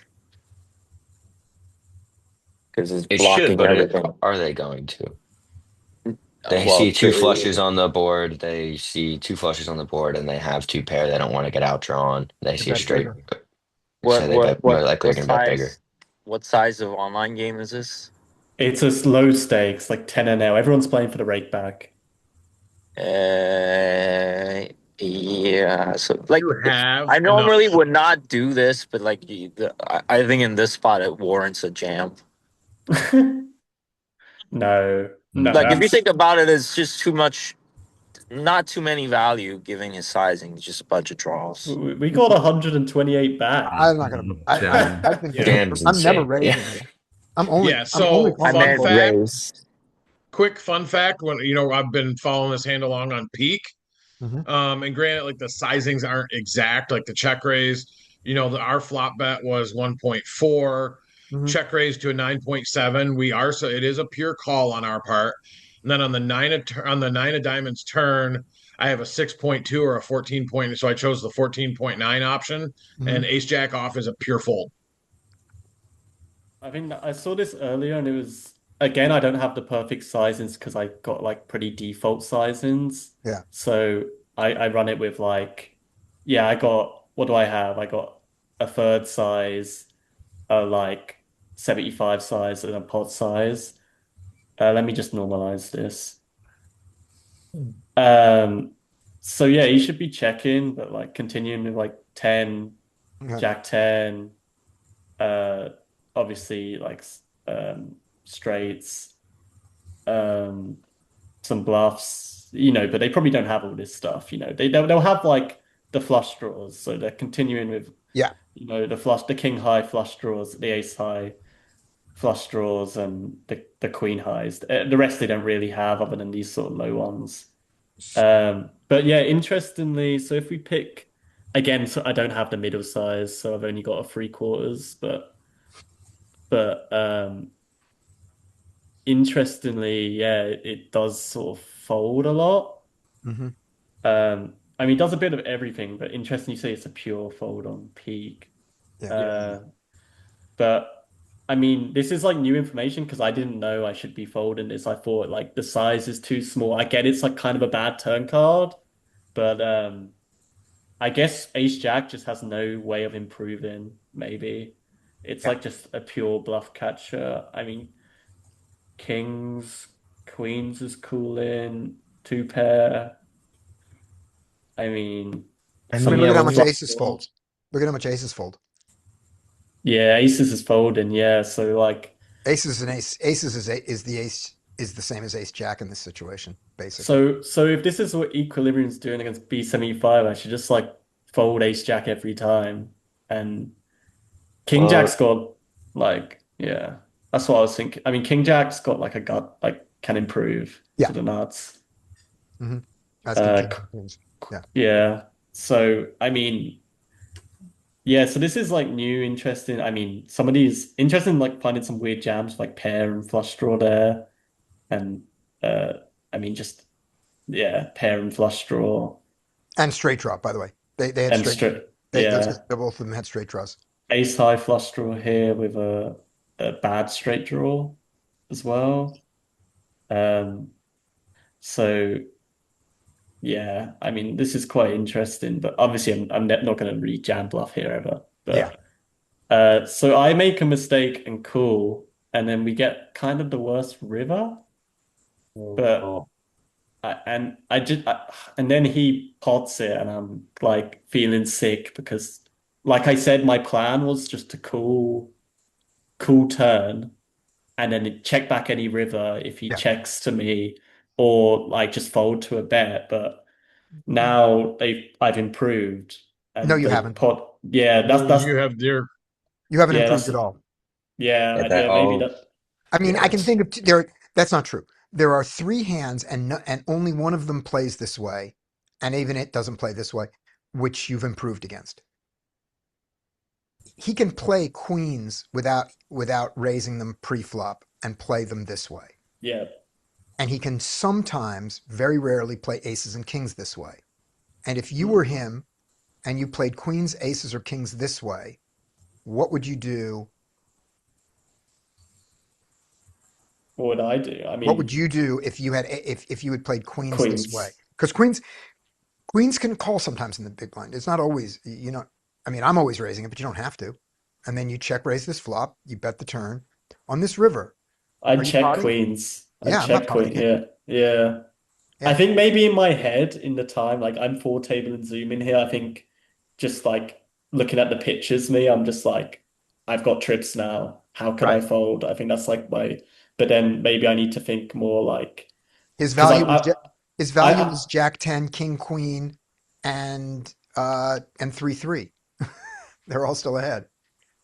yeah. So I mean, we're gonna know what. I mean, it's obvious what happened. I obviously paid and Yeah. lost. But yeah, I think maybe I should have just thought like like you know just Mhm. triple is so strong line. It doesn't matter what I have unless I have like a boat, which Mhm. slow played. Um, I should just fold anything which isn't a boat probably here, right? Or make like maybe a straight, call for a chop. Like I mean, if I have king queen, call for a chop maybe. But I'm not yeah, I folding don't. king. I'm not folding king queen here. Yeah. So it's Would a you yes. not turn this hand into a bluff? Um, I don't think we've been blocking. given enough rope to turn this into a bluff. I think we need a I bigger mean, bluff. our blockers aren't really good to turn it. I prefer to have a 3x to turn it into a bluff than a jack, I think. I don't even really care about that. It's just this No, guy's because giving us zero. 10. It is I Like, would not like how advise much fold equity do turning. you think you have here? I would not try to bluff somebody off of a boat. no. Yeah. I'm You just did it one saying. time. I'm just saying. Oh, I did it one time, but Yeah, that's like but yeah, uber deep. I'm yeah, jamming 3x pot into that yeah, guy, yeah. Yeah, and like Are you going to give yeah. us the and reveal? But I just want to show like So when he quickly goes like check raise bat, like that's just always he's super fucking strong. He's not folding a straight here, and he's not folding a boat, so we have 0% Yeah, fold equity. like that reads like not even just like king queen, or it's like it's made the straight with a redraw to a flush or something. That bet sizing on the turn makes sense for that, right? Hey, babe. Come Like, on, Hey, come on, the 8-9 of spades. Come on, the eight I nine can of leave that right now. spades. Yeah, Yeah, 10-10. how's he doing? 10-10. Of course, it's Cute 10-10. baby. He doesn't like when yeah. I give Logan attention. Yeah. Yeah, I mean Baby. that's all, but Are so you just chilling? Yeah. I Gotta guess Drinking, get some rest. drinking warm coffees. Hold on. Good. That is, Yeah, so that was who's J. watching porn? I think it was AJ. Yeah, I was right. It was AJ, AJ. it was getting spicy over there. I was getting um good. so I think the lessons here, like it doesn't matter that I improved, like when someone just check raise, bet, it's just always it's always the full house or quads, I Yeah. guess. Actually no, can't be Yeah. Especially, quads, yeah, I have a Here's jack. especially when they take this sizing. If he would have bet like 20 on the river, I would consider a Fold it. possibly that you either have the best hand, or I'd be trying to think of what I can like, because his it's with a king queen, they might size down on this river, and there's I don't know. I don't think I'd turn into a bluff still. I think I still have substantial showdown against all of his Mhm. jacks that are weaker than mine if he goes small here. Yeah. But the other question is, does he ever really have a weaker jack that plays this way? And it's pretty much no. Like if he check raised the Yeah. flop and then check the turn, then I would be like, okay, I probably have the best hand right now. He was just raising to see where he's at versus when he just goes bet, bet, bet. I just don't think I have any. I think his You're not going to get sizing him with. was. I think he should have shoved river. His sizing was too small. So I was wrong, clearly, on the turn, saying that I didn't think that Jack 10 and 3-3 played this way because 10-10, which is the equivalent, did. So I was wrong Mhm. about that. Um, the card that does on the river improve you that you can actually say is an improvement is an ace. Because your ace beats Jack 10 and Jack 10 fits his mode. The reason the Jack doesn't improve you is specifically because his value hands are all flopped sets and Jack 10. Jack 3 Yeah. suited, Jack 3 suited, Yep. doesn't matter. 10-3 suited, yeah. 10-3, okay. You beat 10-3. 10-3 suited. It exists. 10-3 doesn't do that. There's two 10-3 doesn't always call pre-flop. I should fold pre like every Well, time. 10-3 just doesn't do that on the river, especially. Right. Yeah. You can Oh, fold it 10-3 full flop a lot at the time, and there's only two combos of it because of the way the suits worked. So the jack is just doesn't improve you except when he checks. All right. The bet Um, now. who's got something? I got something. All right. Let's see, Andy. All right. Let me grab the screen.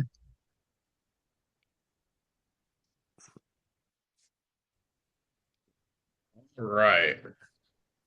So we'll start with a fun one. And it was actually kind of funny. I'll tell you, this guy kind of the villain in the hand started running his mouth afterward. Oh crap. I need to um do this.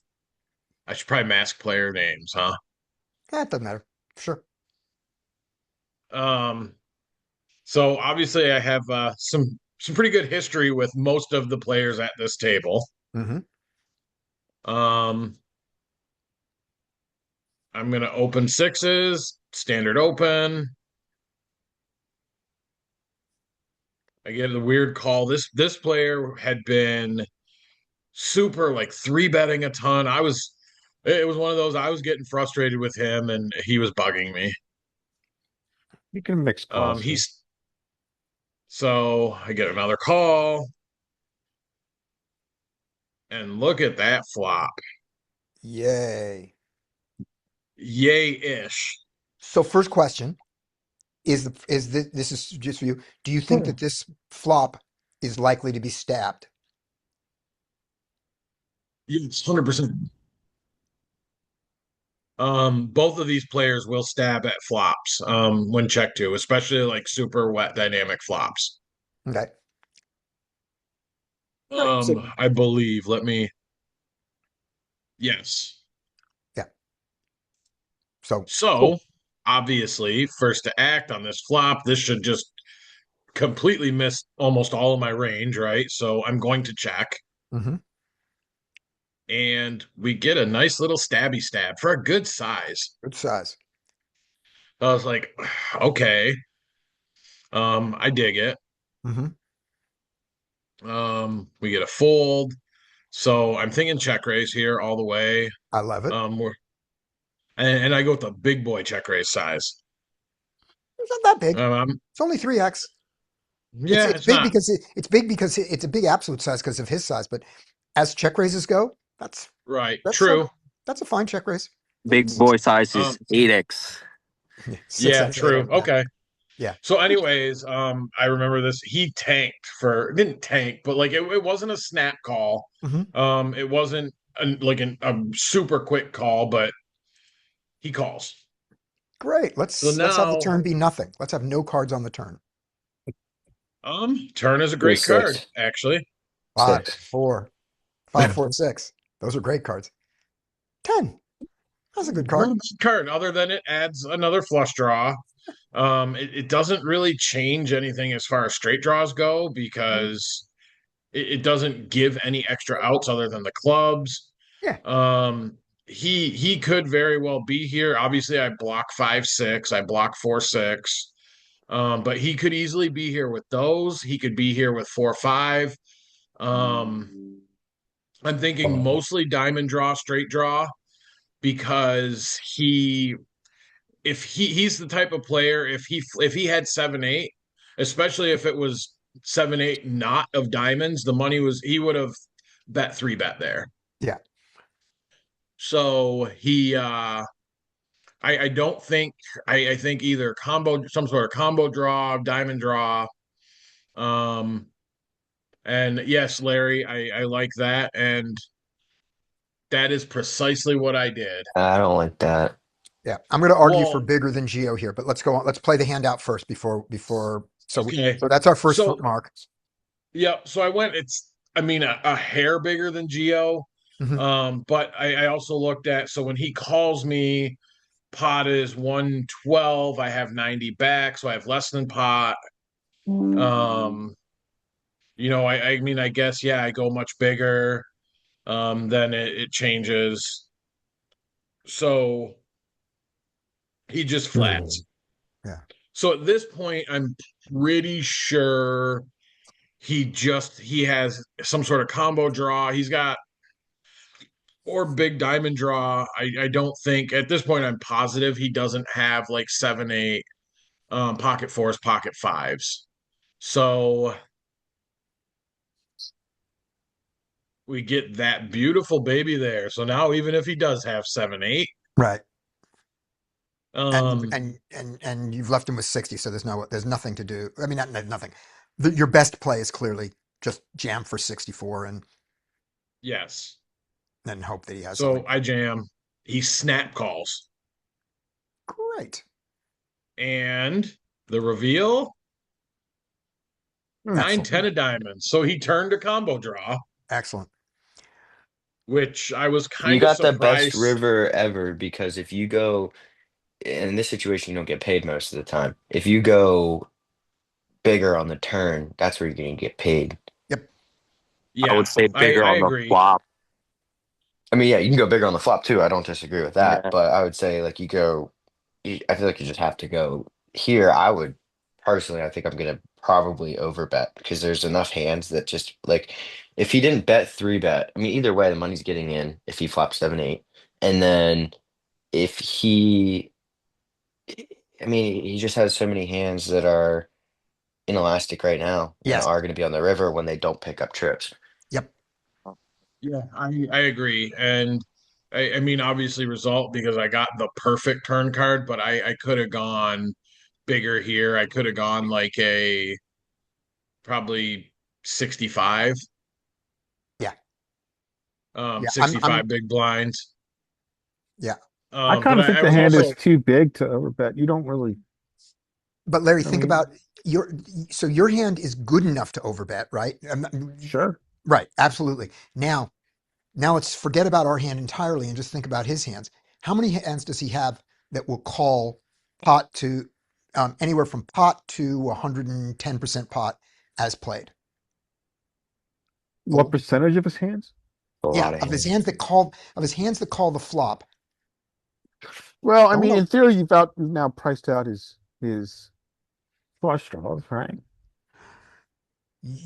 I would so like to give him here's, something closer but to like also a it's easy me. for him to have a flush draw plus. It's easy to True. have a flush draw I mean, and a there 7 are, or an and 8. also he could just be inelastic as a player. But yeah, I would prefer a smaller size to keep his wings he's right, or not. when we So have I this mean, when we much see his equity. numbers, he's not super inelastic as a player. Right.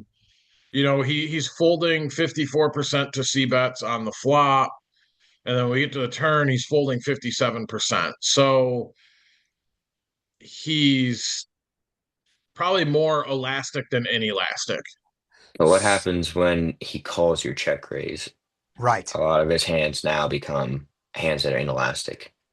Right. Well, and if we look, I would he argue doesn't fold the check raises very often. I just mean, by the granted, It's not fact a that big he folds size. big on the it's not a flop. big sample, which is weird for how many hands I have with him. to fold so infrequent or to have so few check raises? Yeah, I think, I mean, obviously you can do whatever you want. I mean, any size is good, but I generally would not overbet just because I have so much equity. I would overbet with overpairs though, but Okay, I so don't think I'd overbet here with this hand. let me throw something at you there, which is your hand is good enough that you're happy for the money to go in. All right, we both agree that, right? Mhm. Yeah, Where do you 100%. Yeah, where do you feel he is? Where do you feel the most money he's going to put in is as a percentage of the pot? The turn or the river On the with turn. his across his range? On the Because his turn, because I feel like he's mostly like draws, combo draw type hands where, draws, combo draws, and pair plus draw, yes. right? Yeah. Is that the kind of hands you're putting him on, Larry? I'm putting him. I think, yeah, sure. There's lots of draws here, Right. and there's some combo draws. Sure. Yeah. So with that in mind, the he's going to have a lot of hands that will not call a bet on the river. Yeah, yeah, front loading is fine here. That's You've got why. a good point. I think So front loading is good. yeah, I just don't want to. I just don't want to. Here's the other and I here's didn't the make other it I don't want factor. to Like generate folds from those hands. But I see your point. I right. mean, I some people are obviously going I to have fold a over, are not going to pretty fold to an over. good I have a pretty good history with this Yeah. player, right? He's seen me. He knows that I'm not just check raising, big value hands. Like I'm also check raising a lot of draws. Um, I'm check raising, if I got You have like, a balanced check raising. yes, That I should make do. him And he knows that. So he that he should make him knows more elastic here, actually, when he has Mhm. 10-9 he knows he suited. has to continue a little wider Yeah. because he knows I'm gonna check raise and then barrel turn fairly frequently. Yeah. So again, I guess now we're arguing more. I'm making my own argument for a bigger sizing on the turn. Right. Go to the flop, please. So he goes, and then what does he bet? He bets 680. So if you check raise here to 30, do you think he's calling? 30, 40? I mean 30 probably. 40, Not being 40. I go results 30. oriented and Let's go 30. being results oriented and knowing what he has, probably not. I fold to 30. Well, but when I he thought, comes out and and I actually bets, like in game, I waffled on these sizes, on the sizes, and I was trying to decide what I wanted to check raise to. And I felt like I wanted to check raise small enough. Like I felt like this was, I don't know, it's kind of a sticky spot because if he goes bet three bet, like I'm kind of I have to heavily consider folding because I fuck just no. don't think he's ever going bet three bet without a super strong hand. Well, that's completely fine. You're calling if he goes bet 3-bet. Yeah, you're not You folding True. the have flop. you have tons of equity to vote up. And when you lose in those And situations, you lose in those situations. right. And I guess that's another argument for going bigger is it makes So that decision easier. but think about it right here. So if you go to 30 right now and he calls, he's got behind, he has like 90-ish. You can just jam the turn. He's calling. True. Because now Yeah, your pot is Max value what? against you get max yeah, value because if I against had all the gone to draws. 30, he would have 86 here, Yep. and the pot would be 70. So Yeah, you just it's put the money barely in. more than a pot size jam. Yeah. And then and it doesn't make sense to go any smaller than that because what you're gonna leave him with 10 left or 20 left because you got to go big on the turn there. I mean, this is just screaming when I'm watching this hand. He's going bet 3-bet with probably all of his straights on a wet dynamic board like this. He might not, but he's likely going to. And either way, I'm completely fine with getting all the money in before the river with odds to vote up. Yeah, no, this player 100% is going bet three bet with a 7-8. Okay, that's even And more of probably like with let's just a make a giant bet probably here with on a this. he doesn't have 2-3 very ever, but 7-8's the only straight he gets here with. Yeah. And then now The let's say only he other gets. thing, like Oh, go ahead. that's probably it that he's going bet three bet with. So then also what also happens here is on this turn. So if you go to 30, he probably calls. I don't think he's folding for 10 more. Right. He already like so number one, I would say that as soon as he goes for that big size on the flop, that you have less fold equity than usual, so you can go bigger on your check raise with all your strongest hands. And then once the 10 comes out, I mean, you would do this with your sevens, eights, nines. Is that correct? I didn't hear you. What? Like if yeah, if you had pocket sevens, eights, or nines, you'd probably check raise here. So when he picks up a Yeah, 10 there, probably. So sevens and eights more than nines. Like nines, I might straight C bet for like a, Mhm. I don't know, like a B, probably a B66. That's a tough spot because we're multi. Remember, we started the hand, came to the flop multi-way. Yeah, I mean, I would just say that here he's just got to draw like every fucking time, and we should just get the money in on play two streets, or he's got an overpair that which isn't maybe folding. that Yep, I right that agree 100%. Like when they bet multi-way using a big size, they have a very strong hand and a very strong uh inelastic range. Just pile the money in on a flop. I would even go 40, 45. I think 40 you 40, I can start maybe getting start to to a get some point. I'm folds. losing him. I think I'm losing him at 40. He's just not folding any ace high flush draws. Ace five of diamonds. Ace three combo. Yeah, they're just not folding. Just put the money in, make it a two street game. And they don't bluff when you take this line. You you check raise them on the flop, and then you bet kind of medium on the turn. They're not going to bluff the river when they miss. So no point. also remember though, Brian was advocating not a small bet on the turn. He was advocating No, yeah, check raising I'm bigger and saying if Oh we no no go no! I'm not. because I if we know go I know. check raise, I understand why you want to go 40, but if we go 30 here, you go 30, you keep in his draws that don't get scared.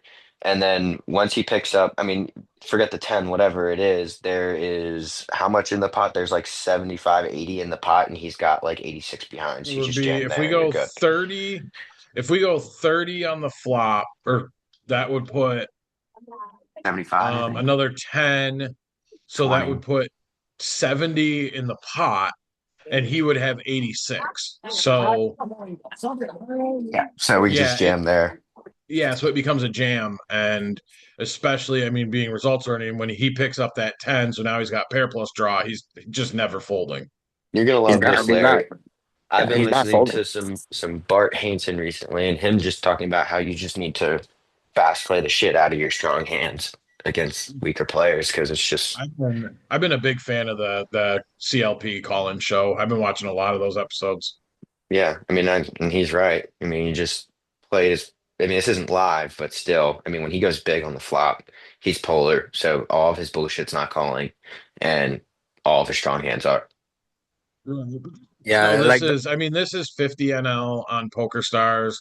So it's closer to some of the lower stakes live games. It's still not like super high level online where like everyone's super good, but But isn't you know, this? I've found that the 50 NL on Stars plays fairly similar to like a live 2-5 game. Yeah. so let me And we're let me ask a question of the people who were betting bigger on the turn. So here's how far I got. When the turn came, I look and I go, Geo is about, you know, about 30 big blinds, and I can, but I want to front load. So I'm going to bet more than 30. I'm going to go 40, 45, maybe 50, like that pot, maybe a little bigger. The people who made it all the way to an overbet on the turn, what was your, I don't want to hear why it's right. I want to hear your thought process of how fast and what got you to the overbet on the turn. So what were so the factors? What did you see and how did you decide on your overbet, which is different than convincing me to overbet? okay. So why I would want to do it instead of I'm going to do this because is that okay? So what happens when I check here, he checks back all of his draws after I check raise him on the flop. Right. So we don't want to fucking do that. Right. And then when we bet here, if we bet small, yeah, we get so if we go small, which is like 45 to me, I think, and you go you're now letting all of his draws are gonna call, but a lot of his draws are combo draws that are probably gonna get the money in. When he calls a check raise after betting big on the flop, his Pause for range has one become second. Pause for 1 second. So for you, in your thought process, you looked at this and you felt 45 was small. So almost yes. pot is small to you. I So mean, yeah, your default is to be looking for for a pot with an yes. overbet size. Okay, Yeah, because that's how you what got happens to his that. what happens to his range when he calls a check raise on the flop after betting big? Yeah, Because like that's polar, but now he yeah, called your big check raise. So that leads him to some two pair strong hands. We hand. block a lot of his two pairs, a lot of strong hands, and now he's got tons of draws. Hmm.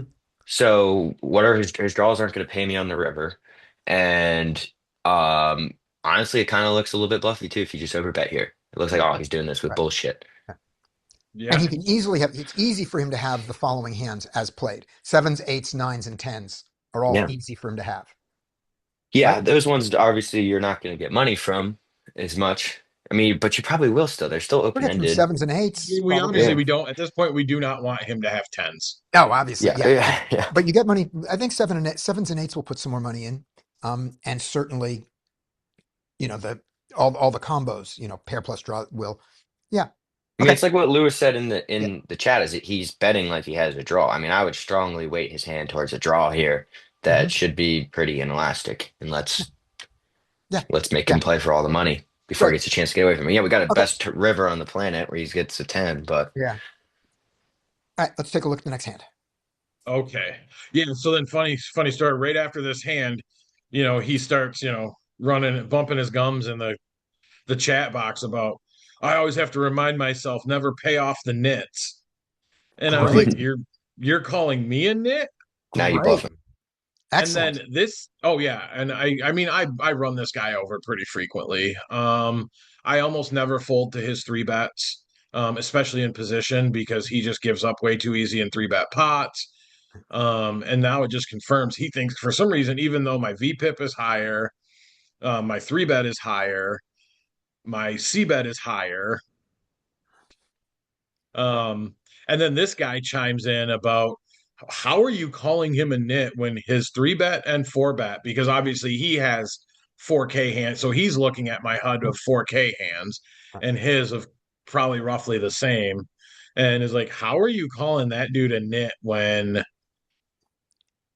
Yeah. but Okay. anyway, so Let's Punt play ace king City. like a nit. Let's play ace king like a nit. Yes, we'll play Ace King like a He's nit. just complaining because he didn't know how to exploit you. That's all. Exactly. Right. Was So we default. get folded to the small blind, never what you really want with Ace King, right? Yeah. And a limp. I'm like, well, shucks. Actually, on his side, just for a second, on his side, I don't think he played terribly at all. I think he got. Ooh. I think he got coolered. Yeah, that's just kind of a rough one. Yeah. But You can have I mean, what is aces. he You can anyways, what have but what do aces you there. get there? He can fold the river in that situation. What the hell do you get there with that doesn't have him beat? Aces. this Overpair. is kings, queens, Yeah. Man, jacks, Aces, kings, nines, queens, and jacks. eights. I mean, I get there pretty wide. Yeah. Bluffs. that's Bluff. true. I I got a mean, I lot guess of I'm thinking bluffs too much still. of live. Bluffs. Yeah. Okay. Ace king. Um, so obviously I go, I don't, I think I like my sizing here. Four bigs. I have position versus small Yeah. blind Yeah. limper. Great. Um, and he's I don't have a huge history, but he's kind of tight. Um, he calls. I get this flop. Not a terrible flop. No. He has a fairly now this is where this bad play. So Okay. I So you get fire a this. B66 here. All right. That's In fair. position, some draws. He's going to be in here with some weak ace X, Yeah. some draws, some. I mean, he's got quite a bit. I feel like. Yeah. Um, and then we get this like the min click check raise. I wouldn't three bet him. Where am I at? I would just call. Yes, so I call. Yeah. We go to the turn. Pretty clean turn. Other than, I mean, no Yeah. draws complete. It does add another straight draw. Yeah. Doesn't that a straight draw that he meaningfully has? Right. He's not unless he's got specifically 8, 9 of clubs, right? Yeah, yeah, Like that's really it. Like 8, 9 of clubs. Maybe a king, queen, king, jack, queen, jack of clubs type stuff. It adds a little bit. yeah. It certainly doesn't feel that way. You know. So right. So at this point with the 18, you can still have some club draws. It's feeling more like he has an it's feeling more like he has an ace or a 7-5, more like an ace that that either beats you now or doesn't. Right. So I don't think you have any And that's reason to kind of raise. how I felt. I was like, I don't think I can raise. I don't think I have any raises here, but I don't think I'm certainly not folding, right? No, no. So I call. Let's see his size on the river. We get a 9. Um, jams pot. You should strongly consider folding. Yep. I did, and I probably I don't know. I Well, I mean, with just first principles, are you beating his value or do you have a pure bluff catcher? I mean at this point I think I'm bluff catching. Pretty much Is all the his draws line missed. is his line under or over bluffed? His line is under bluffed. All right, yeah, we just nice answer. Yeah, and see, I'll show you. Let me click and show you the names. As a reason a big reason I probably should have folded. So Larry, I'm I'm bluffing. yeah. So Larry, one thing there, when you said you don't beat any value, do we not count ace queen here? I mean, he limped. He limped, I mean, I but guess you people, could be trappy with something like ace queen, but I yeah, mean, that's really the only hand we're thinking is going to take this. ace queen and ace jack, they're the This same hand. Um, when he gets here with when he even ace limps jack in is order going to to start limp to slow down. I re-raise, think. you think so? I mean, yeah. I mean, Where along the line does this diverge from ace queen ace jack? I still Why think would I they? think we should Why would strongly fold. ace? Why would ace queen or ace jack check raise the flop? I have an ace with a good I kicker. mean, It's blind versus blind. I probably have the best hand. Isn't that why it does it? now, I okay, Scotty, don't. I'll give you I mean, that fact that he limped and then check min raise. This player, I mean, I can't really read the stats. Is it 22-14? I mean, he seems decent-ish enough, or is there something I'm not seeing? No, he's just overly tight. He limp called pre-flop, And then did a overly limp little tight. min or click. and then Yeah. check min clicked flop. So if I didn't see these stats here and just went off like the side I play on, which is anonymous, and I wouldn't have too many stats, I would just assume this player's kind of fishy. And now I could put ace queen and ace jack kind of in this line. But to somebody that has these kind of stats, he looks decent enough. And he's taken a fishy line. Like he's taken a limp call and check min raise. Yeah, I don't know. It You was can just have kind of like one of those spots where they're also shallow, so he doesn't have to do a big size on the flop. right. Yeah, Like He's it's not easily super look deep. how easily he got there. He got to yeah, this. like Yeah. you don't have to do a giant click. I mean, if you flop, I mean, he can limp pocket fives, ace five suited, ace seven suited. Hmm. I mean, ace ten is a. Oh, I If think we're a going lot along the of line of, I Oh, think it's sorry, I just interrupted you. I should we're interrupt. just like I just don't think he has enough of the combos of the how ace many queen exactly? I was gonna say versus is he all the doesn't other have hands that he's going to have he's here. No, yeah, I'm agreeing. I significantly less think this is combos at ace queen and ace jack than he does of all the other combos okay. that beat us. This is so we got confused along the way. I don't think this is a call. I think that we are beat too much more often than we are. But when Larry decided the hand, when Larry was describing it, he said, "Do we beat any of his value?" And I thought, yeah, we beat the bottom of what he might perceive as value. I could see him having ace king, ace queen, and ace jack here, and we beat that. We don't beat most of it. We don't beat half of his value. I'm not good at these HUD sets. The AG 14, that's aggression factor. This is aggression. No, this is the two. So this is PFR. This is RFI, and this is aggression, the two. He's a I should 22 probably 14. change the colors up here so that they don't blend. I'm so used to looking at it that I know what I'm looking at. Yeah. So What does this that is mean? just the labels in order. So this is his PFR is the 14. High, low, what is RFI, that? where? 14, is that high or low? That's low. Low. Okay. 22 That's fairly 14. low. And Yeah. this one, so this top line, I actually kind of have conditional. Obviously you can see that they're different colors for different players. So it's conditional. So when the orange is that it's a little lower, so this player's probably tight. So I probably should not be three betting them often. I should not be like I need to chill a little bit because their ranges are stronger. Yeah, I mean, that even And makes me same want thing to like fold when you look more. at VPIPs, their VPIP when it's this reddish, it's a lower, like you can see the 36 is a green VPIP. Right. 22 Yeah. 14 is just kind of your typical tight reg. Yeah. Yeah. Yeah.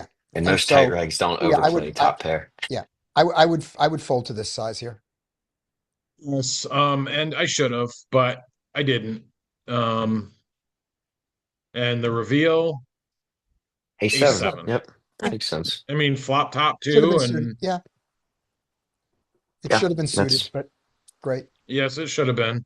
Although blind versus blind, Yeah. I mean, Should, either that or it should have just been a raise and then a raise pre and then fold to a three bet. yeah.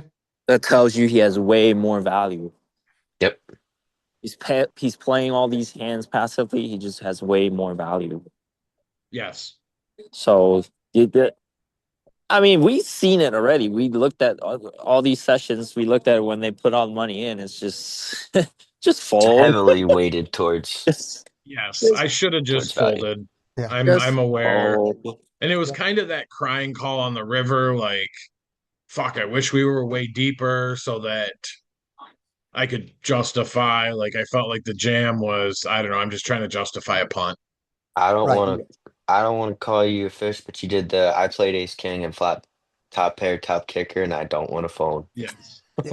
Or thought, okay, I don't block any draws and all the draws missed. Right. And let's look at the size of the mistake. And what I mean by that is go back to the flop as you just go quickly, right? So put in, so here we all agree that this is a good six big blind mistake. Yes. Yeah, that's fine. Yeah, that's I fine. think the only mistake is the river. No, I know it is, but I want to point me out of it. Yeah, great. Okay, great. 18. Yep. We can see why it's 18 big blind mistake. And now you've got 33 in the pot and you make a 65. You've made 33 big blinds of mistakes. You make twice as big a mistake on the river. Yep. That's the thing I wanted to point out. It's an interesting illustration, Scotty. I like that. Yeah. Yeah. You And feel bad about it and like that. And you go, but I mean, in for a penny, in for a pound? No. No, no, no, no, no. Okay. Yeah. Moving on. like Underbooked. and I need to, especially against some of these kind of more face up regs, like understand like he's not barreling a busted draw here. It's not like you're playing against higher level players where they're going to find these bluffs and they're going to bluff that king queen of clubs. They're going to bluff that, or they're going to turn that 8-9 of clubs into a bluff on this river. Yeah, and a better player here is going to structure this better for the bluff. Like I would Yes. structure this very differently so that I have a large size to push people off with. Yes. Let's see what we have next. Looks like I just want to get the money in. Ooh, what do we have here? I win a decent little pot here. That's always a good thing, I right? like that. All right. I think I do. Yes. Why did I flat here? There was a reason. Because this guy sucks. That And would these want a three bet. guys, That makes me want to three bet it, Andy, as opposed to flat. Yeah, that's being in position against a bad player. Unless you have Yes. some really whaley players behind you, which doesn't. there's some fairly bad players behind where what is it? This It just is ain't good not. enough that you want to do that. Yeah, Um, yeah. 10-9 suited, 10-9 suited But I can be in your rate, can absolutely be in your three betting range. As but I'm saying it absolutely I it got can. one bad player in already. I don't need to draw in more bad not with players in a this hand hand. that's not that strong. That's what I'm saying. Is that even if Yeah, there yeah. are This hand, whaley this, players behind, I don't want them to come in. I already found we got one player that's min raising. Let's three bet him, get a heads up with the bad player. We already found one person that'll make 100 big blind mistakes.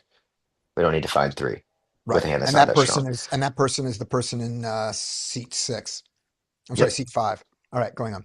So I'm looking to my left. Obviously, this dude is fairly tight. He doesn't overcall very often. This dude's even tighter. Both of these guys have some three bet. They're not very good players, but anyways. So yeah, I mean, it could have been a three bet. It can go either way. I feel here. I don't. I mean, 9-10 suited plays decent enough multi way. If you want to play it for its 9-10, here's how I would look at it. If you want to play it for its 9-10 suited value, calling behind is fine. If you want to play it because the other guy's a fish, then you want to be playing it for your skill edge, and for your skill edge, you should be raising. Yes. And what I should have done, I should have looked at, and I think part of the reason I didn't three bet, although I know it's a bad reason, is he doesn't fold enough to three, but he's never four betting. Yeah, you don't even fold to the three bet to use a skill edge. So All right, so now it's Pop that beautiful garbage. flop. yeah, Yeah, garbage flop. No, and I don't even have any redraws to the super nuts here or anything. no. Yeah, you don't even have a redraw to, straight flushes. Yeah. Right, That's rough. You're only open right. ended. Double gutted straight flush draw with And the both of them are the nuts. yes. Yeah, there's You no you way. block the bigger ones in both cases. You block the bigger ones, so that's great. All right, It's a lot of green on this board. yeah. So It is. I love it. I'm a fan of it. all right. And of course Okay. goes check. Yep. So Give So you I it bet check I'm back. into like, that. well, I'll bet small, see Great. what happens. I mean, that's great. Get a call. Get two Okay. calls. Okay. Okay. You still have the best hand. Yes. Oh, for Yep. sure. Yeah. Yeah. Um, Not yet. 12. get a good looking turn here. Hmm. Um, villain 11 checks. I kind of like multi-way, given that this does, if somebody's on a combo like a Jack 9 with the Jack of clubs, if people are thinking that way, they might be, this could complete some straight draws that I would like. So I think I was thinking like a B66 where multi-way. B66 is 12. If I get one call is 24, 34, 30. And that was probably a little small. Yeah. I did go Yeah. I'm going 15 to B66. Bigger. 21. I'm going to 15 to 21 here. Over bet. Over And bet. yeah. How big an overbet are you going? We're gonna go to 22. You're going to 22. Okay. So even my 21 was small. All right. So Yeah, and I definitely could have gone over bet. Well, I mean, what are they got? There's a lot of hands that they'll call here. Right, there's a lot that can continue on this board. yep. Um, And I get what if somebody has ace 9 with the ace of clubs I mean, and you bet enough and he folds out? How bad is it if someone folds the ace of clubs? Not that they're bad. not going to. No, they're not. But I mean, I'm saying for your size, if you do bet that big and they fold the ace of clubs, that's not bad. It's not a bad thing. you're not super bummed out about it. I'm Like, not super No, bummed when they fold the ace of clubs there. it's not the end of the world. so then we get this. Ooh, I like that. Me too. That's good. And then So you have a straight and a flush, just not a straight flush. Yeah. yes,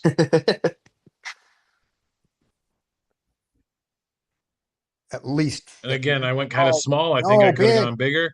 Yeah, absolutely. Because that jack screws you automatically for all his pairs. So you've lost his pairs already. Let's get called by a straight. Yeah, and he still has And at ace this king point, in I his probably should range. have been targeting, like I don't know how many sets he has. I don't think very many. I mean, he very low check raise frequency, so he may not be check raising sets here. That I don't know how big like I kind of felt like there was a lot of two pair represented, and I didn't know if two pair was going to call much more than this. I want to But hear you're your right. full range analysis. I probably should have just targeted straight draw or straights. Well, what's your full range analysis getting here? So when he checks, he opens small on the flop. Obviously, Is that he small or is that his size? that's small. Okay, he splits his range. Yeah, his ranges are kind of split. And Okay, it fine. doesn't. He doesn't really. I haven't seen like any rhyme or reason to why. Okay, good enough. So he opens small, Yep. So and then we get the check here. right? Um, that I'm like, okay, when he checks, I mean, we're multi-way, so he can't be all that strong. So at this point, when it goes, I bet small, I get a call. He overcalls. I Queen Jack, think, King Queen, right? yep, On the King pair. Jack, King Queen with a club in his hand. Sure. Maybe Ace Queen with the Ace of Clubs. Ace King with the Ace or King of Clubs. Something that says let's peel, right? Yeah. Okay, so Then we get the now when that's his range here, w- why did you want to use a 12 big blind sizing? because I felt like I could keep in some of the Ace King, Ace Queen, especially with that 10 coming. If he's got an Ace King, he is kind of stuck at that point.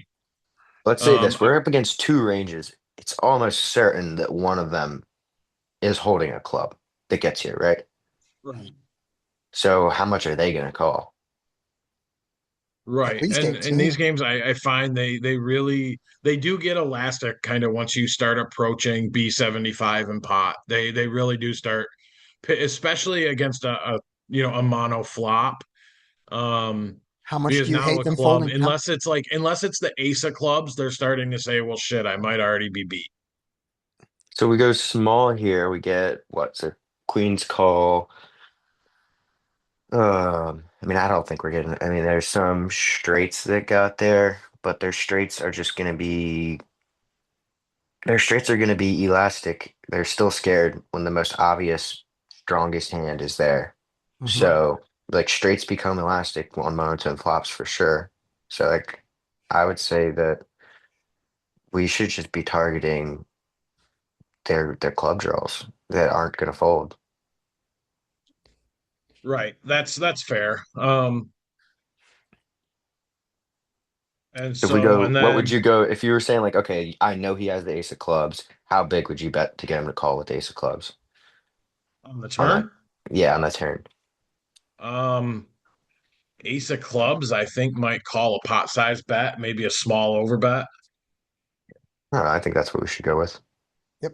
I mean, That's what I think. I mean, especially if it's a combo draw with like ace king of clubs or ace well, think king about with the ace of clubs.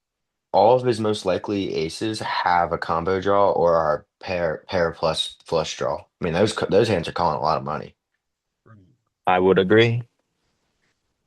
So I would say like small overbet is that's kind of you're being a little bit modest there. I think you can go to 25 like or more. Get calls from those types of hands. Yeah.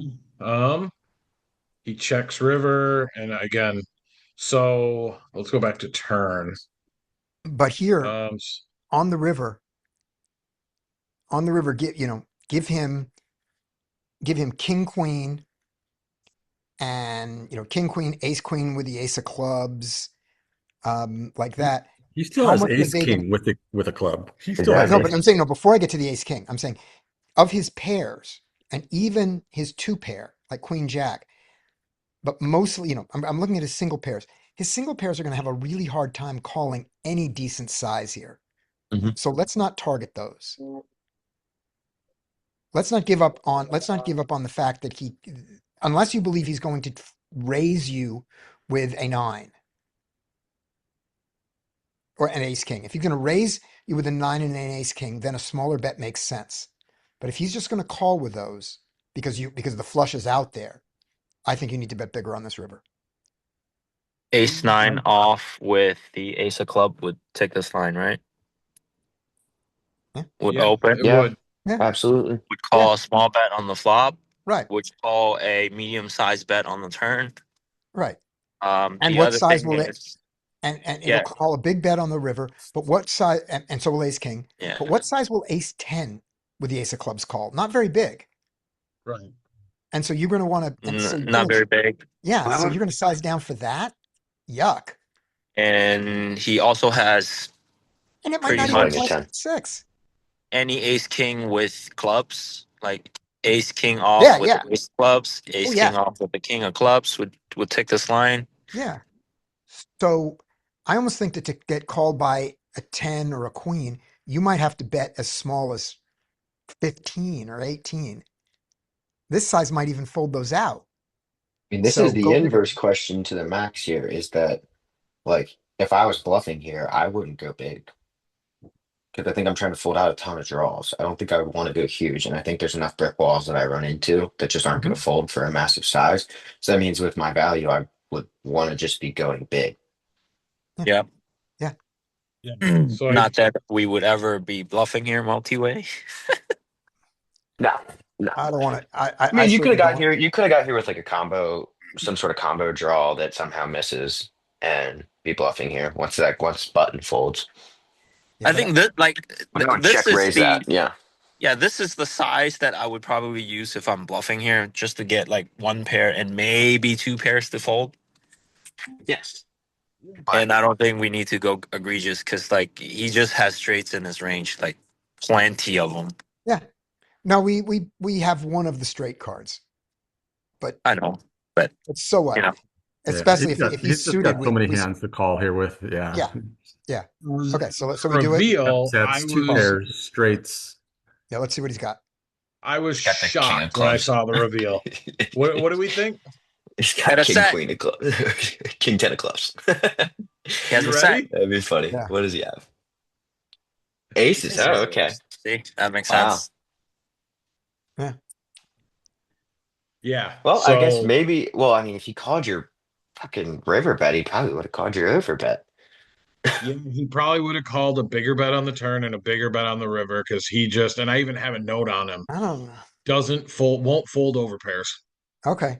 Well, yeah, there. Like Yep. Yeah, he's to call with no club 57-24. here. Adjustment with value, we just go for everything he has because he's not folding. All right, let's see.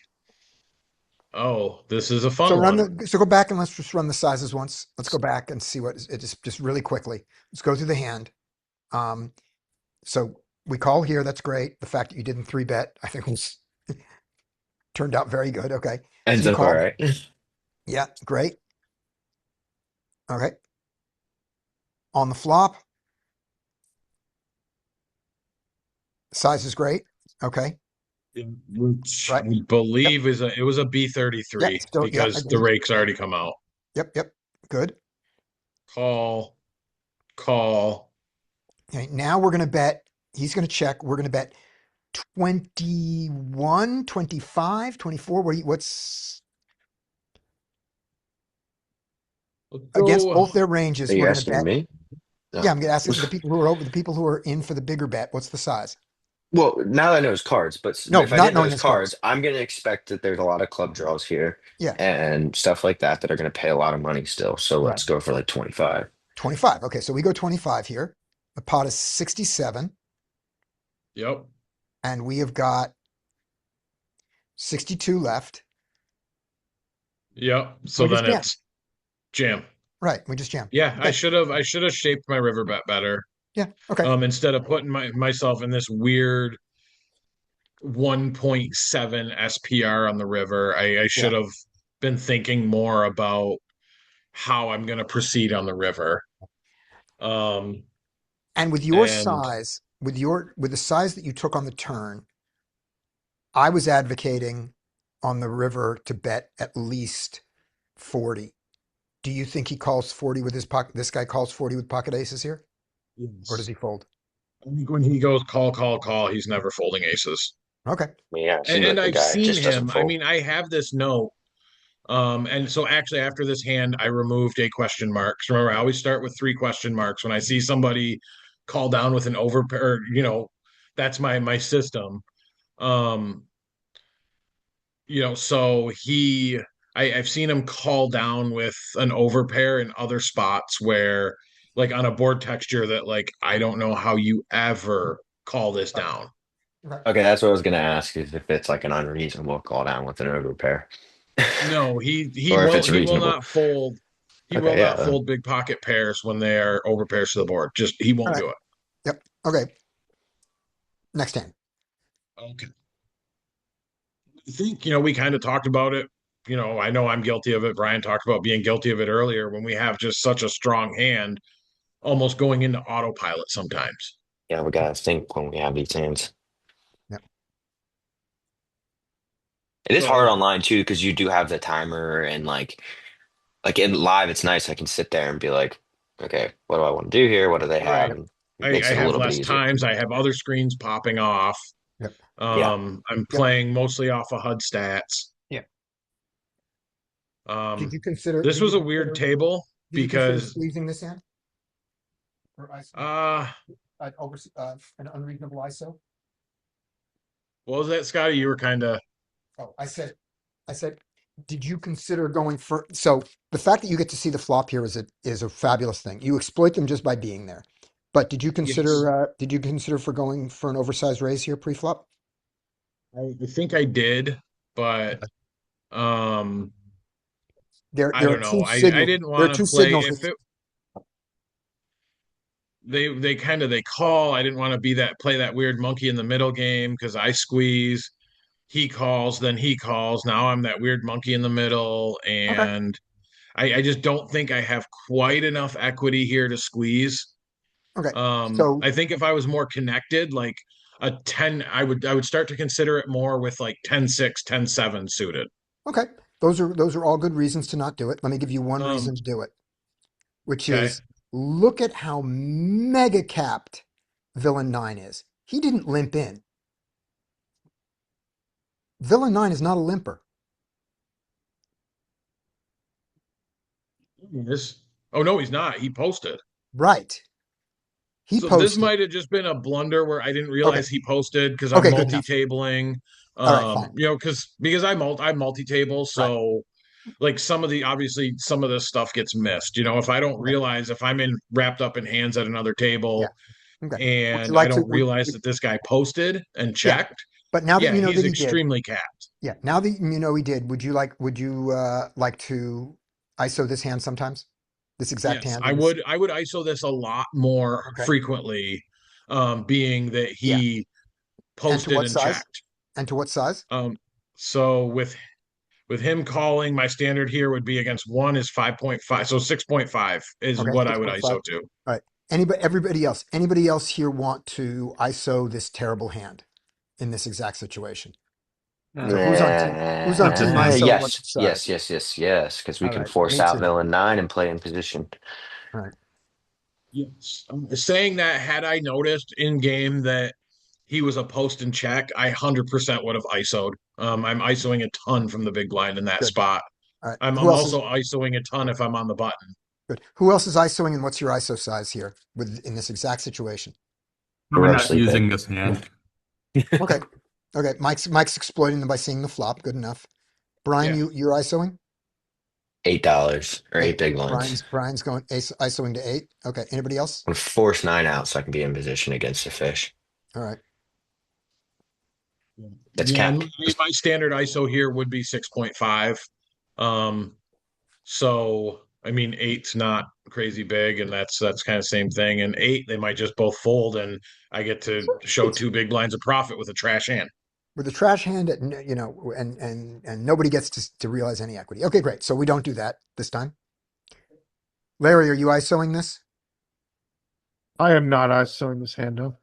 Okay. So there we go. And All right. then look at that sweet baby there. Okay. So it goes check, and this is where I probably need to. I need to start in unraised pots, which I'm super guilty of, especially like when you get a couple limpers, and obviously you see it a lot more in tournaments. Um, but from the blinds in an unraised pot, I'm checking range Or pretty you say the bet. frequently. Yes, and I should just be betting. And I've been implementing that more. And I think the reason I checked is because has a decently aggressive. I mean, he has a decently high aggression frequency at 4. So I felt like but then again, it's a super dry, fairly static board. Um, I mean, yeah, it's completely static. Pocket it's tens will yeah, stay the nuts across almost all rivers, almost all turns. Actually, no, there's Jack 10 Queen. Yeah, but I mean that's yeah, No, I don't doesn't think affect it. yeah, yeah. Oddly, I don't think this board is static at fun all. fact: Pocket Queens is the smallest pocket pair that can remain the nuts with a set at Showdown. Yep. Okay. So Anything else you can never pocket jacks and lower. You can never with an on an unpaired board. You can never have the nuts at by the river. yeah, But anyways, fun fact aside, so I check kind of just hoping somebody bets. I mean, everybody's over 100 bigs, so I probably should I'm have just against come this out. check. I probably should have just come out and bet Yeah. So Andy, why should you have bet? Give the reason why you should bet here. to start building a pot. I mean, I don't feel like I have top two. I don't need much protection. Mm-hmm. I'm not super concerned. It's not like 10 deuce where a five peels and I get counterfeited by every other 10. So I don't need a ton of protection. There's not a ton of draws here, but I should bet because it is a super dry board, it's not going to get stabbed very often. Right. And how many people are left to stab it?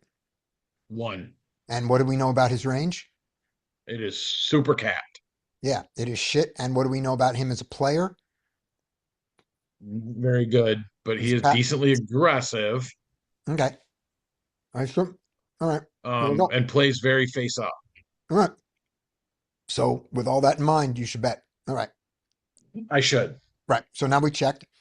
So Oh, now we Scotty, I check. thought you said I maybe I misheard you. I thought you said you disagree with betting. No, I disagreed with checking. Oh, okay, good. Thanks. No, I wanted to I, bet. I I was 100% waiting wanted to for it. bet. I was trying to. I could not see a reason why checking No, would be better. Yeah, so I was no. waiting to hear your explanation. Right. Yeah, He this said I checked to see what 100%. happens. I said that's what I disagree with. And the only No, reason to absolutely check would want be to to bet. protect your checking range against fish, which doesn't make sense. No. Right. And you don't need to protect your checking range with this hand. If you want to protect your checking Yeah. range with two pair, protect it with 10 deuce, which you by the way have. I would rather bet 10 deuce than 10-5 for the reasons that you Yeah, stated I to protect think my 10 checking range. deuce. The I think opposite 10 is true. deuce, I bet considerably more often Nope. than 10-5. Here's why. Because of the fact that if a five peels, 10 deuce just becomes a really bad top pair. Right. But here's why the opposite is true. Um, this comes from fixed limit poker, and every hand that's going to beat you when the five pairs didn't fold to your bet. So you did not protect the hand by Sure. betting it. Okay. All the other 10 stay in. Then the five comes and you're screwed. Well, the So five comes, you get the bluff then. yeah, right. You bluff. You turn your top pair no kicker into a bluff.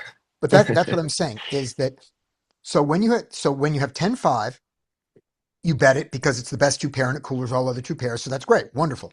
When you have the bottom two, you bet it because it unblocks them from having a 10, which you can cooler and get all their money. All right. Great.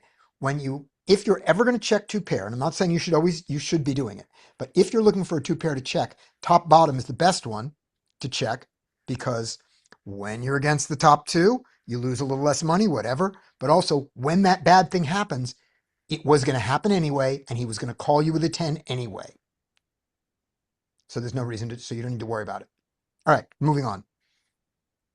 So he leads out, Great. and I find a way to keep playing this hand very poorly. Um, I don't know that this is poor now. I think I can definitely have some raises here. And Especially now but again, it's because it checks through. And I think my thought process in calling was with it checking through and a limper, and he could just be it could just be a stab. I can keep all his bluffs in, and I still have really heavy value. I'd like to keep all his bluffs in.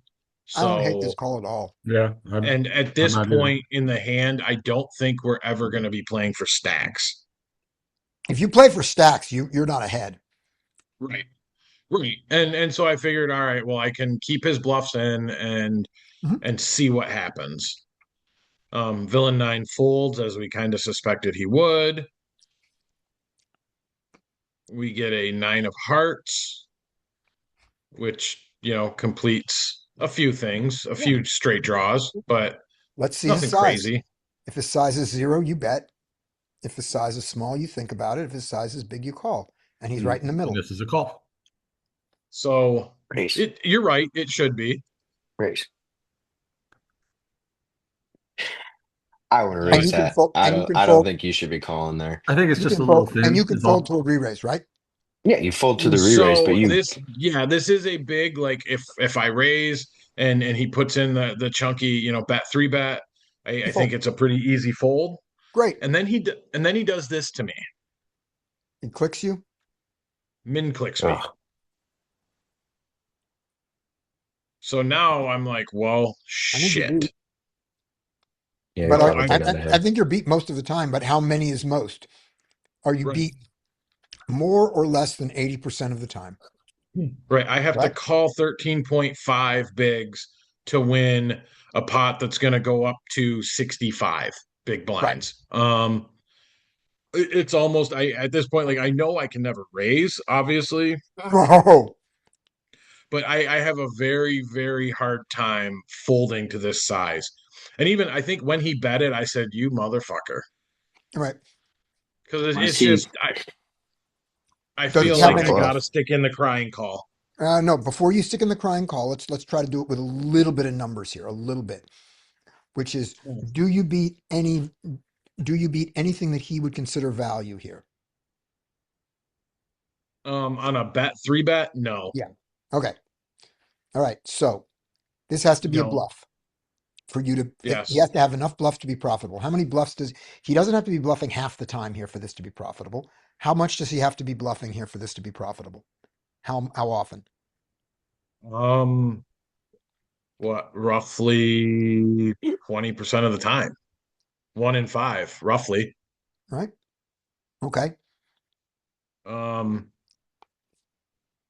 yeah, because I'm calling 13.5 to win a pot that's going to go to what, roughly 64. So that's 4.5. So yeah, about a hair over 20% of the time. So, he's, if I even call it to add a little cushion, if he's bluffing 30% of the time, it's a profit. It's a very profitable call. All right. Now, this guy, this is a super aggressive bluff, right? It's a Excuse me, bet, man. 3-bet bluff. Yes. And I don't know his stats. I don't know any of his other hands, but I know one thing about how he played. He completed the small blind. That's not Yes. a super And aggressive so thing to one do. one note I have, like, to give you, um calls fairly wide from the blinds, calls 3 bets fairly wide, and will donk complete air from Hmm. the blind versus an EP raise. Like, no Right. pair, no draw, no hope. Right. I mean, obviously we're not on the flop anymore, but that kind of, the players who do that, This is very different. yes. This is not a donking into finding out where you are. You told him where you were. Um, so I mean, there's just not enough bluffs. I don't even at, if we say I don't see it. 25%, 25%, I don't see. it's Yeah. still a profitable call if he's bluffing 1 in 4. Yeah. I don't see 1 in 4. I see 1 in 10. I don't see 1 in 4. Yeah. And again, I feel at low stakes, because some players will if he's turning a jack. So I called. It was just at the end of the day, it was too small a bet. All I right. thought he could have enough. All right. Let's see what it is. King Queen. queen. Oh my God. Yeah. That's the one hand that I didn't think he would have. Because I was like, you would think he raises 36 pre-flop. I mean, that should be a hand. If you're going to raise hands, 36% of the hands. No, that's 30. That's his VPIP. That doesn't Oh, mean oh, he's oh. raising. He's got a pretty This is low his pre-flop pre-flop raise. raise. This Oh, is okay. his RFI. So he's raising pre-flop 11%. So Okay. he Now that actually makes is going sense. to have king queen some portion of the time. Yeah. Okay. I was thinking it's Obviously he's going to have 36% that he raises. I was like, how is he raising king queen if he's raising 36% of hand? Yeah. Okay, makes sense. Yep. Okay. Yep. and then oddly enough, a lot of his raising, a lot more of his raising comes from early position. Yeah. He just I. has a raising range and a limping range. Yeah. Yeah. Doesn't matter where. And so obviously, when we go back to the flop being results oriented, I mean, if I bet flop, they both fold out and I win a small pot, instead of losing a medium sized pot. I don't hate your call on the turn. Yeah. Um, and again, being results, if I probably could have found some raises. The problem, like I thought, because I wanted to raise, but my thinking is I don't have any bluffs, right? Like I pretty much only have value here being the big blind. Like what bluffs do I possibly have I was gonna other say, why than, didn't you raise the turn? well, that's what I'm saying. What bluffs do I really have on the turn is, I mean, 7-8 or 8-9 is about it. You Doesn't gotta think matter. about that That though. only. Like That's only. it doesn't matter. Right. It's you Right. can't. The reason that there's a really important GTO theory here. So in GTO, if you have no bluffs, you can't raise. That's not because it's not profitable to raise. That's because if you really had no bluffs, then someone who knew your strategy could exploit you by folding to all your raises. GTO is not attempting to get the most money. It's attempting not to be exploitable. Different thing. They go in the same direction. They're not the same thing. So it isn't just the thing of going, they're not GTO, so we don't have to be GTO. It's that GTO means that if I give you my strategy, you cannot beat it. Means I throw a rock 33% of the time, paper 33, and Yeah. scissors 33. Yeah. And My I try to more online, like live. I'm never really thinking about, trying to play any semblance of balance. But online, you have to think about that a lot more. But you Um, don't, but that's the one maybe at part of like GTO you 1K. don't have to think about. No one ever has to think about that part of GTO. Even at the highest stakes, if you say, because I have no bluffs here, I cannot raise, that means that you believe that they will fold to 100% of your raises. Therefore, you can now have bluffs. True. It's GTO has already played that leveling war, and so it's given itself that bluffs there. The fact that you can't think of any bluffs isn't an argument for why you can't raise. It's an argument for why you're not playing GTO. You absolutely could have bluffs. Right, I but mean, yeah, I Nine got some seven. 3, 4, 9, 7, 3, 4. There is some bluffs. How much I did don't know. he I mean, stab? Uh, How much did he stab? 2.6. Like it's not even a stab. It's a It's limp pot. it's just a probe. Um, and yeah, I mean, I definitely, could he not could but he part of not my have a thinking is jack he's here? gonna, Yeah. oh, Scotty, I want to know why you like to check here. I said I did. No, I said I don't hate the call behind. Or like a I call. Or wanted to bet the in flop here. I hadn't decided whether a raise was better because But if he's stabbing, we're not going to get much more from him in general. no, because I'm not It, because I think we have the best hand. I'm not convinced we have the best hand. Because because he would have, he could have checked behind. He could have checked behind something that has improved to here. We probably have the best hand. There aren't a lot of draws for him, so we're not that worried about it. Granted, what he had was a draw and it came in. So If we go results oriented, I lose more money in this hand. Sure. yeah, yeah. But Like, when I looked at it, yeah, when I looked at it, it was like your hand is probably the best, and he has a lot of things he has to fold to it. You're not. There aren't a lot of draws out there. An extra card, you don't have to be afraid. This seems like a fine protecting. This seems like a fine call and evaluate the river. And my river was if he checks the river, we bet. If he bets, you know, pot or bigger, we don't raise him. We call. And he just chose the number in between. And he raised, and I probably wouldn't have raised that size. I might have. That was right on the line of where I was going to raise. I would have just thought it was a limp pot. He limped from the small blind. Check through on the turn. Check through on the flop. He So could he's have. betting a lot of air. Do you need to raise No, his he. air? I know. No, no. I Oh, sorry. don't think he's betting a lot of air with the larger sizing. First of all, second of all, he could have hit a jack. He could have had like king jack, queen jack. That's limping from the small blind. He could also have like ace three, Deuces, ace four, fives. ace three, ace four off. He could now be betting any kind of pair like ace deuce, He's ace betting it. five. He'd be betting the 10 that he didn't lead out with. He could be betting the jack that he Yep. hit. I Yeah, mean, he could be betting it. he could have a Yeah, jack 10 here. He could have pocket deuces, pocket fives that he was going for a check raise on the flop. Yeah. yeah, I was but I mean, he gonna tell has there's you way real more. quick. He has way more king jack, queen jack, jack nine type of hands, right? Right. Compared to the right. nutted hands. And do you want to So that's raise why them?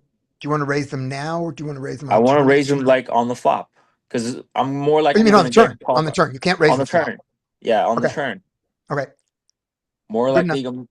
likely, I'm going to get value. Okay. Um, One question. You said he bet large. Would you even though this is 2/3 of the pot, would you consider it large because of its absolute size? Do you think that he has signaled something with his size of his bet here prob as opposed to online probably, yeah, because okay. there's a button there, And he and chose those 2/3 it's a instead of the larger 1/3. size. It's a larger size button, so Okay. Yeah. I And Yeah. still When would we're say online, we that have makes to sense. consider, That makes sense. its relative sizing is more what's indicative of a larger small bet versus absolute sizing. Because they have I a do button. think, though, we Yeah. do have to consider absolute sizing when the pot is super small, even Yeah. online. Yeah. Okay. I'm not trying to be or Right. results oriented because he outdraw us. I'm just Right. thinking he could just have a jack here, and I don't think a jack is folding. And No. Even if think he's about it like this: he's gonna call this bet. If you raise him here, he's probably gonna call with his open ender, and that two yeah, overs and he's the open gonna ended, call and the you're still gonna lose. You just lose more money. I yeah just think that this is a great spot that we should raise. I mean, I would bet the yeah. flop, bet the turn, and And he's bet the river. also calling you with 8-9. Don't forget that. Right. Like all the 8-9 offs would play this way. Jack So Queen nine suited. I would just raise the turn because Okay. he has more draws. He like the value hands that we beat plus the draws that he had in his range is way more than the nutted hands that beat us right now, right here. All right. So therefore, I would raise. Okay. So with that in mind, everybody else who's raising, no one's folding turn. And on turn, it doesn't matter whether you would have bet the flop, you didn't. This was the time you didn't. Who's raising turn? I should I would. have, but obviously we know my answer because I didn't. I would.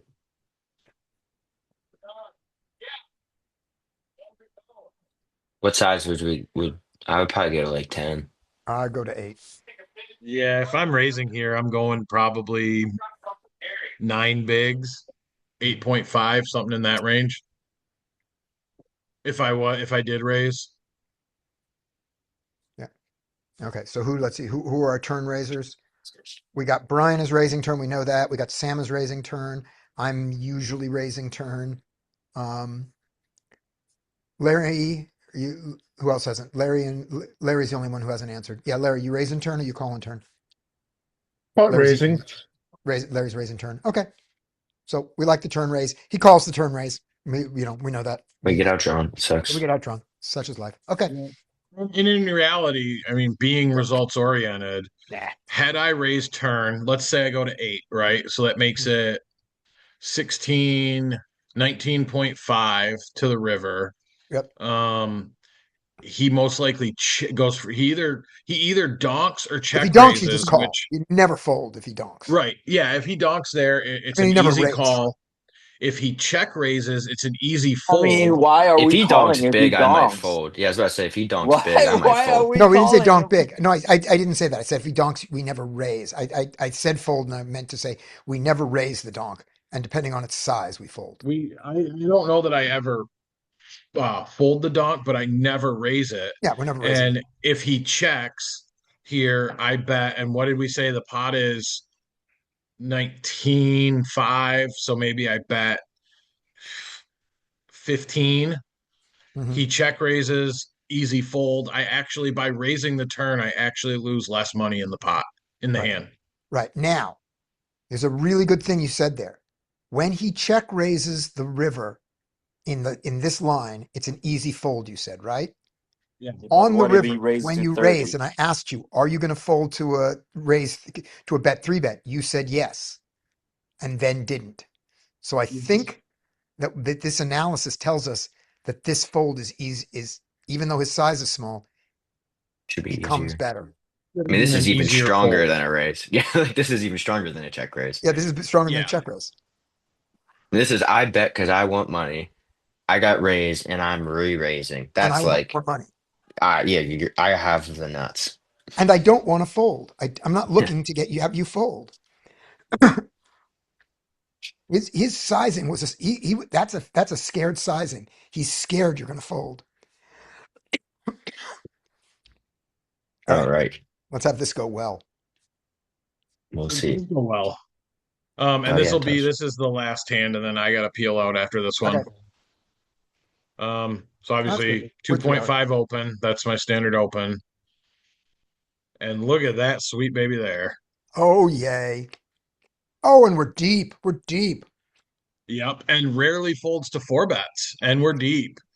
And my notes on villain, check raises lots of draws, check raises second pair. This guy frequently he'll check raise 20, big with like second pair on crazy boards. 28, 27. So I I go like it. Yeah, I like the chunky. bigger I like size. that it's bigger. Yeah, I go chunky. good. He calls. Yay. Oh my gosh, you We got get that flop? and I get this flop. I don't like It's this. almost like a what the hell do I do here? He can't have very much. It's You can hard. do But anything you obviously I'm want. betting because I'm 4 betting range. Bet, I guess I could go for a check. bet 8, bet Yeah, 10, bet. small. 16. All right, let's see what happens. He calls. Yay. What is, wow. What is I his say, range? okay. Um, Range check.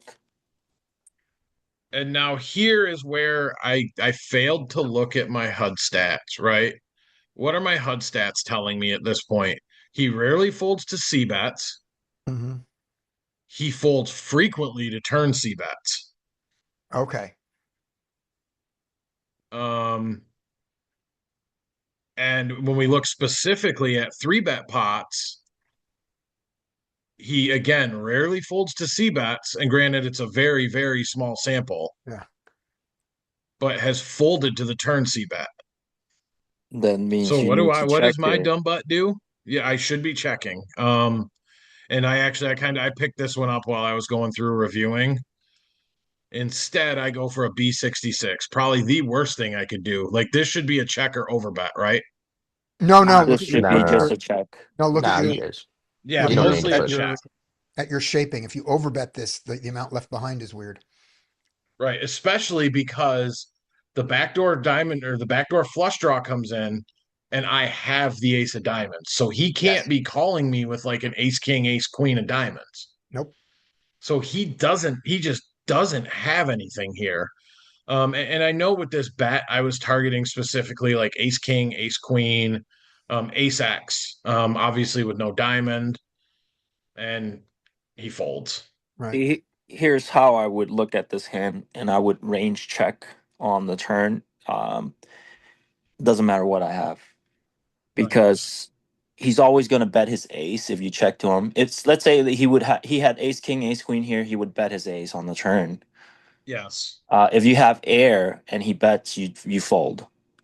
Right. When he does check back on the turn, that means he has something like tens, queens, jack. Given you kind of size like 20% pot. No, you actually bet 16, right? You bet like 30% pot, right? Yeah.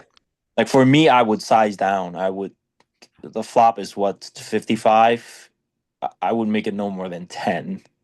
Mhm. Right. And then I would check the turn, because when I have air and he checks back, that means he has queens, jacks, tens. And you bet enormous on the river. And then on the river, I would bet a size to get those hands to fold. Right. So when we have this hand and he bets his ace king and ace queen, we just rip it, jam it over him, and we stack Yes, it. and especially this sizing is super weird. I mean, I guess because if I do get a call, I know that SPR will be such that it's a like a B70 on the river, but yeah, I definitely, especially having the ace of diamonds, it probably should have been a check for sure. Not probably, it should have been a check for sure. Because he can't have ace king, ace queen of diamonds to where he has extra equity now. Yeah. So you were close to Geo though, weren't you? Let's see. So your bet here is you're going to bet 54 into 87. So that's Yeah. like 8/5. So if he That's calls, that's like a pot goes B70, up right? to one, we'll call it 110, almost Yeah. 190. Pot Yeah. goes So up to you're 190. right. So you bet about 70% of pot right here. Yeah. And it's going to be 190 and 70% of 190. Yeah, So I'm you're actually close to bigger than Geo. Geo. I left myself basically a half pot bet on the river. Yeah, yeah. So you weren't that far off from Geo. So if you were going Geo, you would be a little smaller. You'd be Yeah, 50, Geo probably would have been closer to like 45-ish, yeah, 45 to 50, 90, something in that 90, range. 180 Yeah, with 100. Yeah, so Geo would have been like 45-ish. yeah. So you're not too far off from that. Now if we go with Sam's line of checking here, Let him w- show me what he does. yeah. So it's like I guess it's this: is you need to get all the money in against an ace, right? And you can't get all the money in against pocket kings. So So you're looking at from this hand's perspective. I'm looking at my no, no, range no. perspective. You're looking also. Yeah, you're looking. Yes, When I we have already my heard what we. bluff, Yeah, we already heard why it makes sense with air. So I'm with you on that. That made total sense. So now I'm looking down the other line. This hand needs to get all the money in against another ace, and it can't get all the money in against pocket kings. So it wants to get some money in. When you check here, and he checks back, you're going to bet Hold on something on the one river, and second. he's going to call it. And the size you're going to bet on the river is bigger than what you could have bet on the turn because he knows he only has to call one bet. So he'll call with his pocket kings. Plus, you looked weak. You went bet, check, bet. So that's good. When he has an ace and you check here, he bets it a lot, right? Right. Doesn't he bet his ace And a by lot? checking here, he might think that, my range bet on the flop is like a hand like kings, queens, and he might start a bluff by me Turns checking. tens into a bluff. Try to get you Yeah. off kings or queens. Yeah, Okay. he might turn some stuff into a bluff that is otherwise folding to my bet. So on the turn with this hand, when we check and he bets a sort of proby amount, are we Yeah. check raising the turn or are we If check he calling bets the turn? small, so we go back, I Here, check, and he bets something like 35 30, bigs. 30. Yeah, he bets 30 bigs.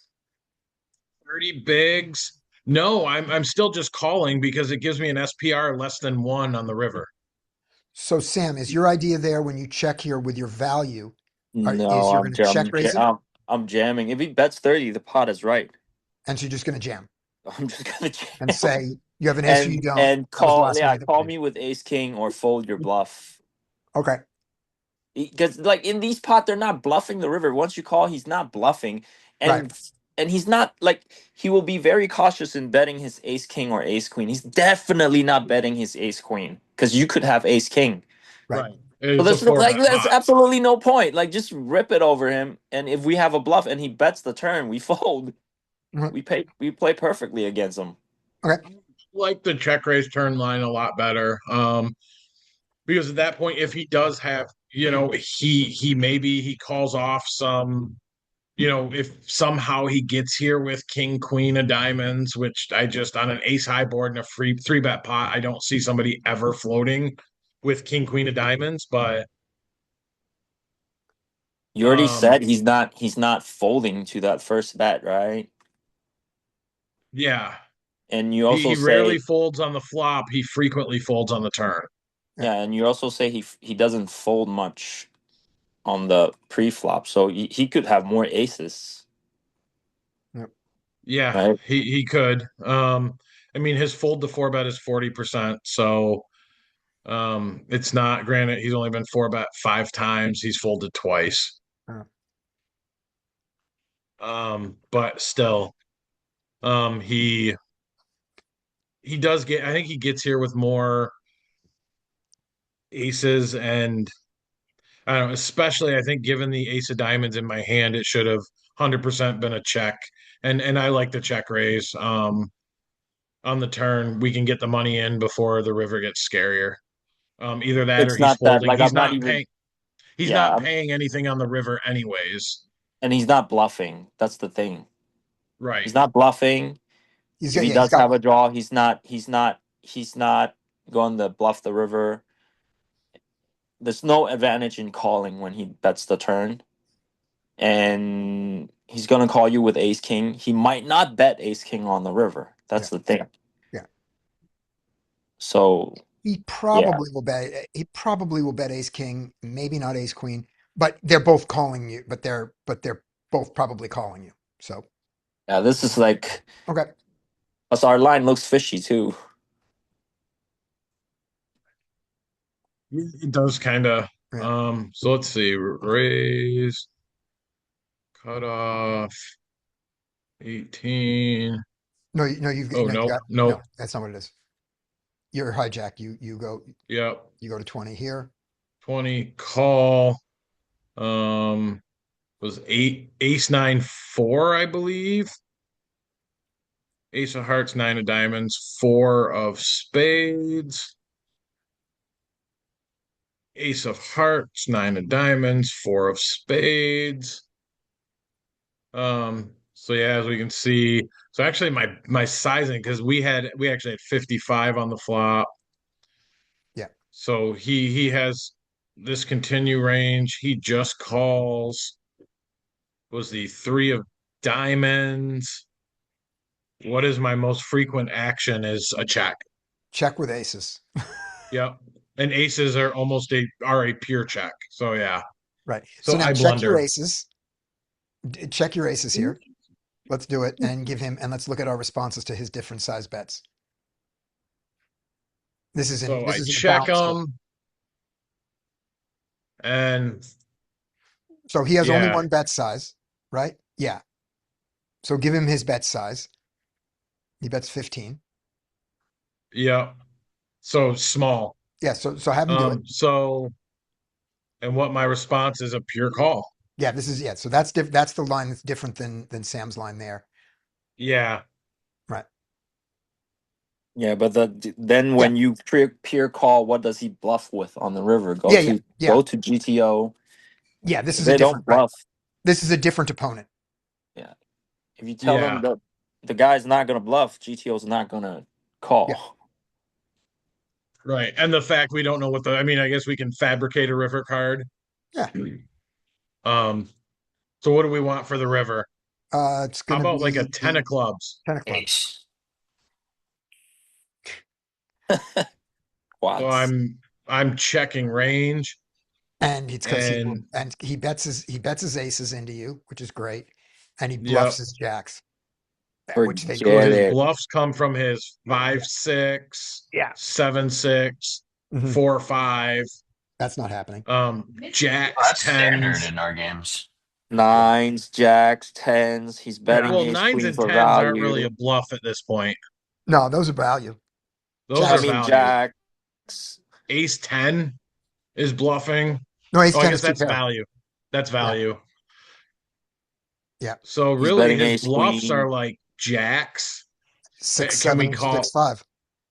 6, 7, 5, 6, and some 5, 4? Yeah. And not that, and notice that on the 5-4, notice something, not the diamonds. Right. Yeah. That's where it comes from. Okay. Yeah. All right. Cool. Is that Well, the, good session. I got to peel out. all My right, little man good. just It's got here. 2:30. Time to go. All right. Bye, everybody. Say Bye. good luck. See ya.